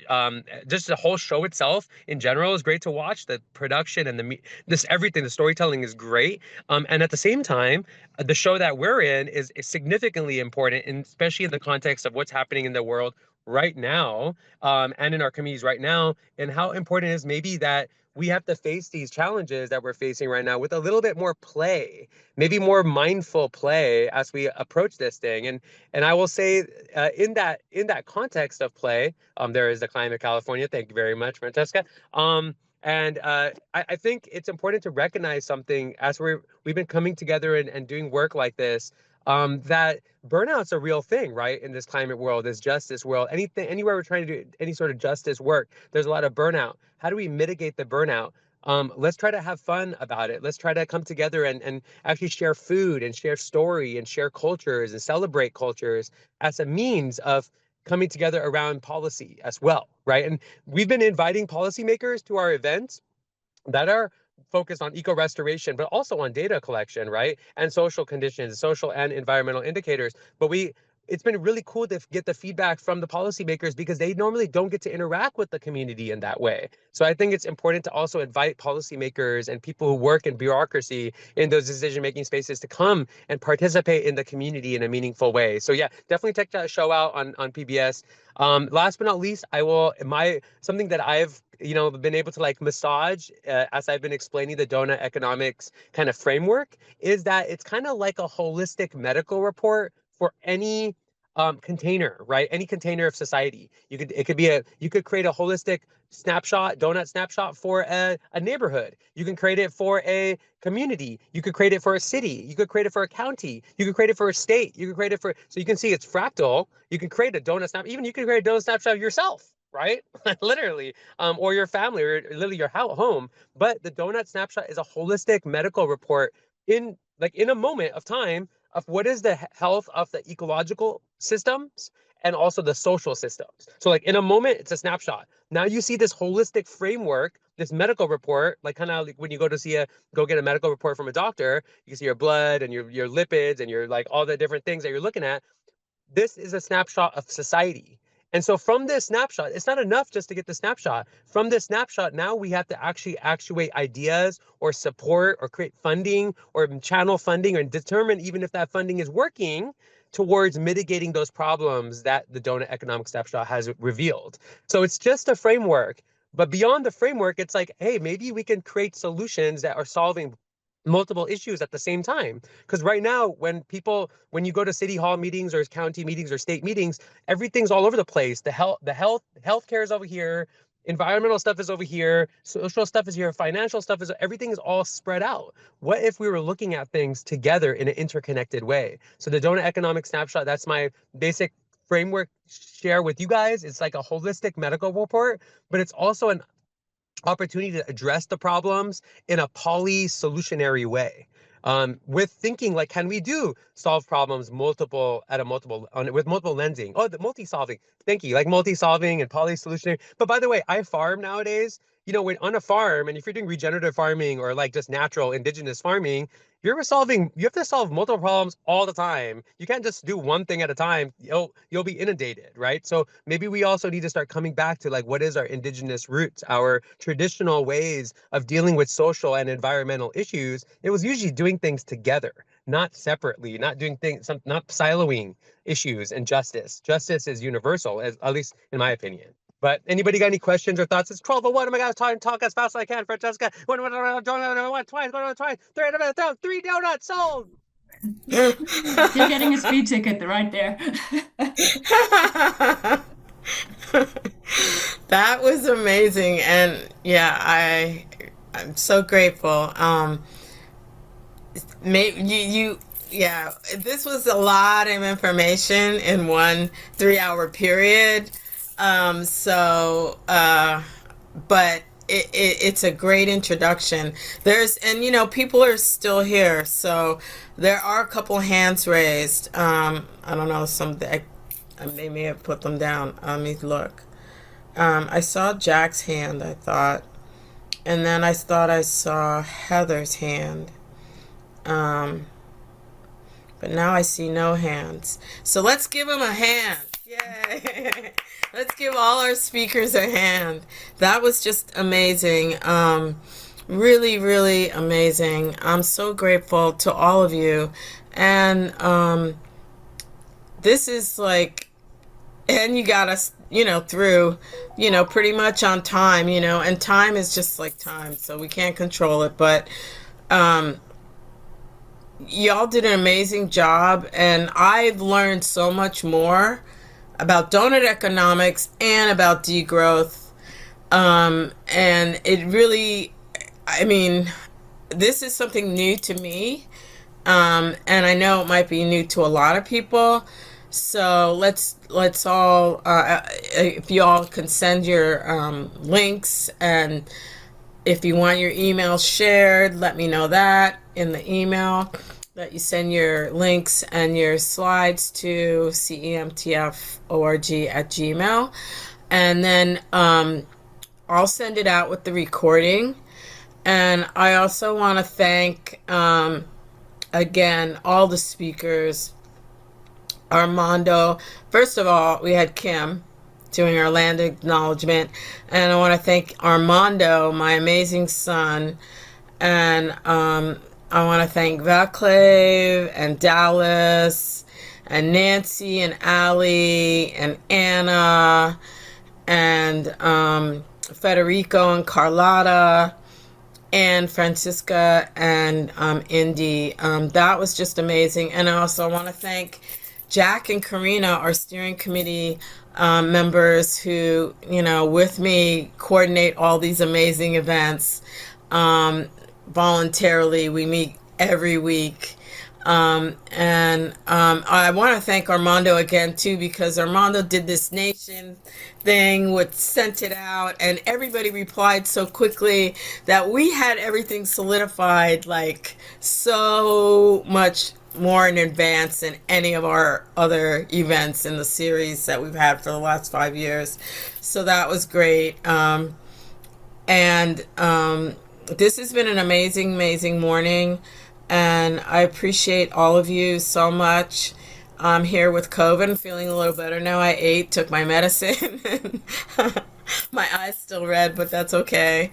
And just remember to mask up, show love, love yourselves, forgive yourselves, And, you know, get out there in the streets and speak up, be loud, because we're in a heap of trouble. Y'all in the other countries, thank you for staying up so late and being here too. That was great. And, you know, we'll send out the recording with all the slides and links, and including the Wednesday's kickoff of Climate and Degrowth with Steve Rainey and his slides, and that recording.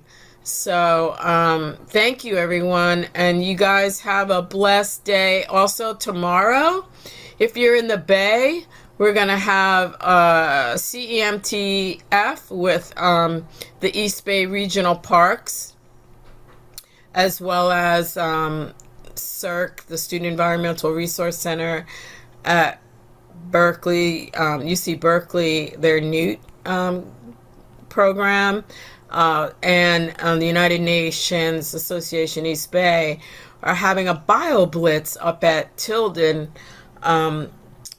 nature area tomorrow, 9 a.m. to noon, and that's free. You can register on Eventbrite. I can drop it in the chat. And the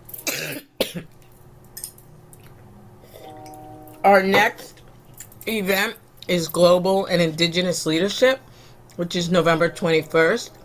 And then in January, we're going to have Climate and Immigration, January 16th. And then in March, I believe it's the 28th or 21st. I don't have it in front of me right now. We're going to have, oh yeah, it's March 20th. We're going to have Climate and Agroecology. So stay tuned for all three of those. Register, donate if you can, and not only donate to CEMTF, donate to all the organizations doing great work right now,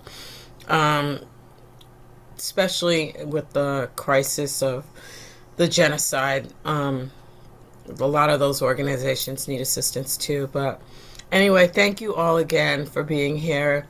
I want to capture the chat before we go, and because there was a lot of good information in the chat.